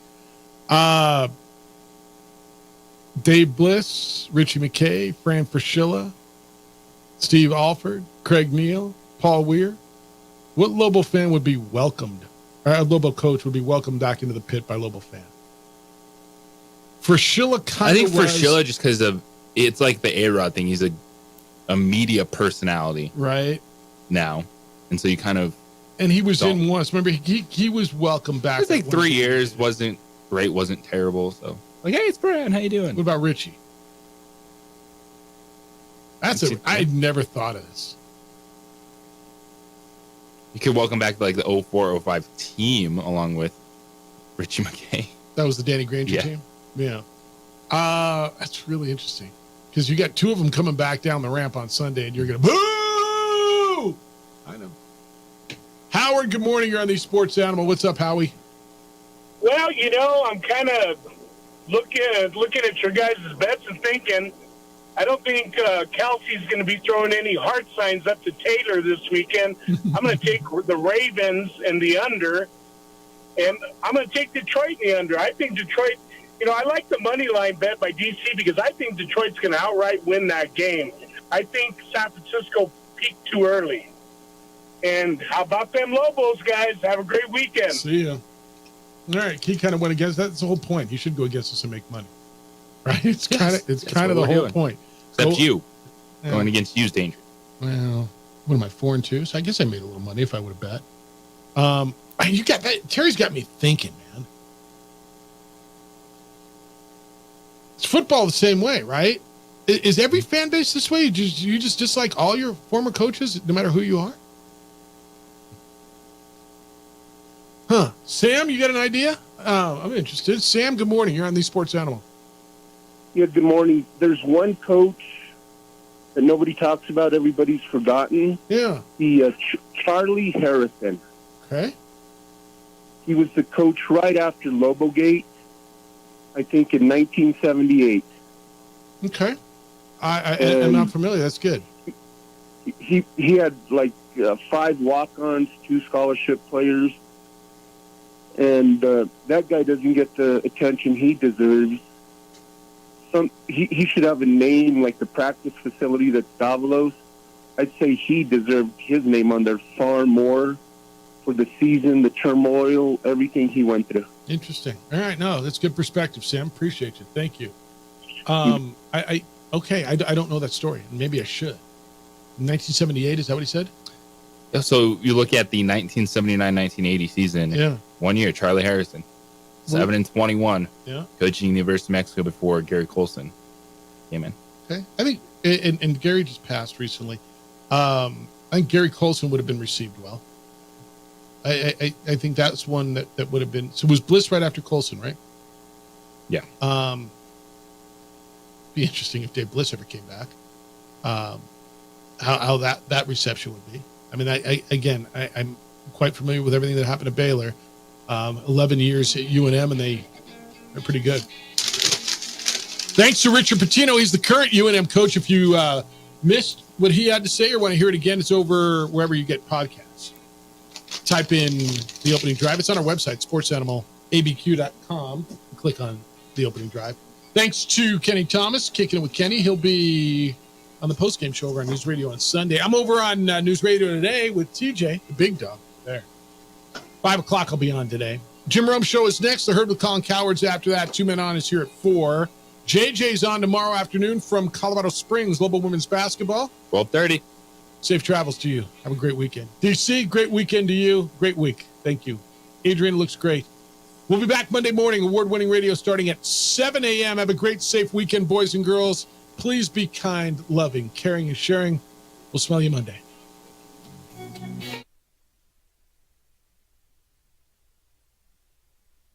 We would like to thank the following sponsors for making this broadcast possible.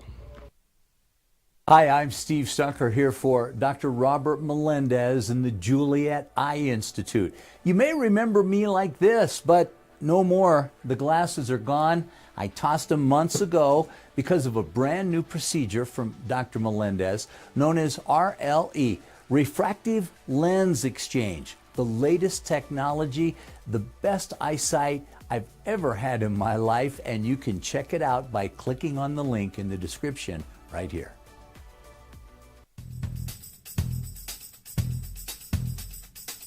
International Protective Services is a proud supporter of ProView Sports and New Mexico Youth Athletics. IPS provides residential and commercial security services in the Albuquerque metro area. For more info, please call 505-897-2420 or visit internationalprotectiveservice.com. If you're drunk, blasted, intoxicated, ripped, plastered, taint, destroyed, brah. If you're like this, you shouldn't be driving. Albuquerque's leader in sports is ProView. From pros to prep. All your favorite action.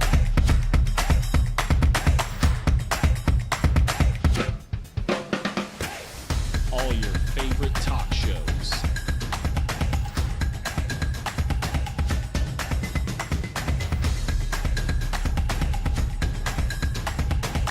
Find it on ProView Networks.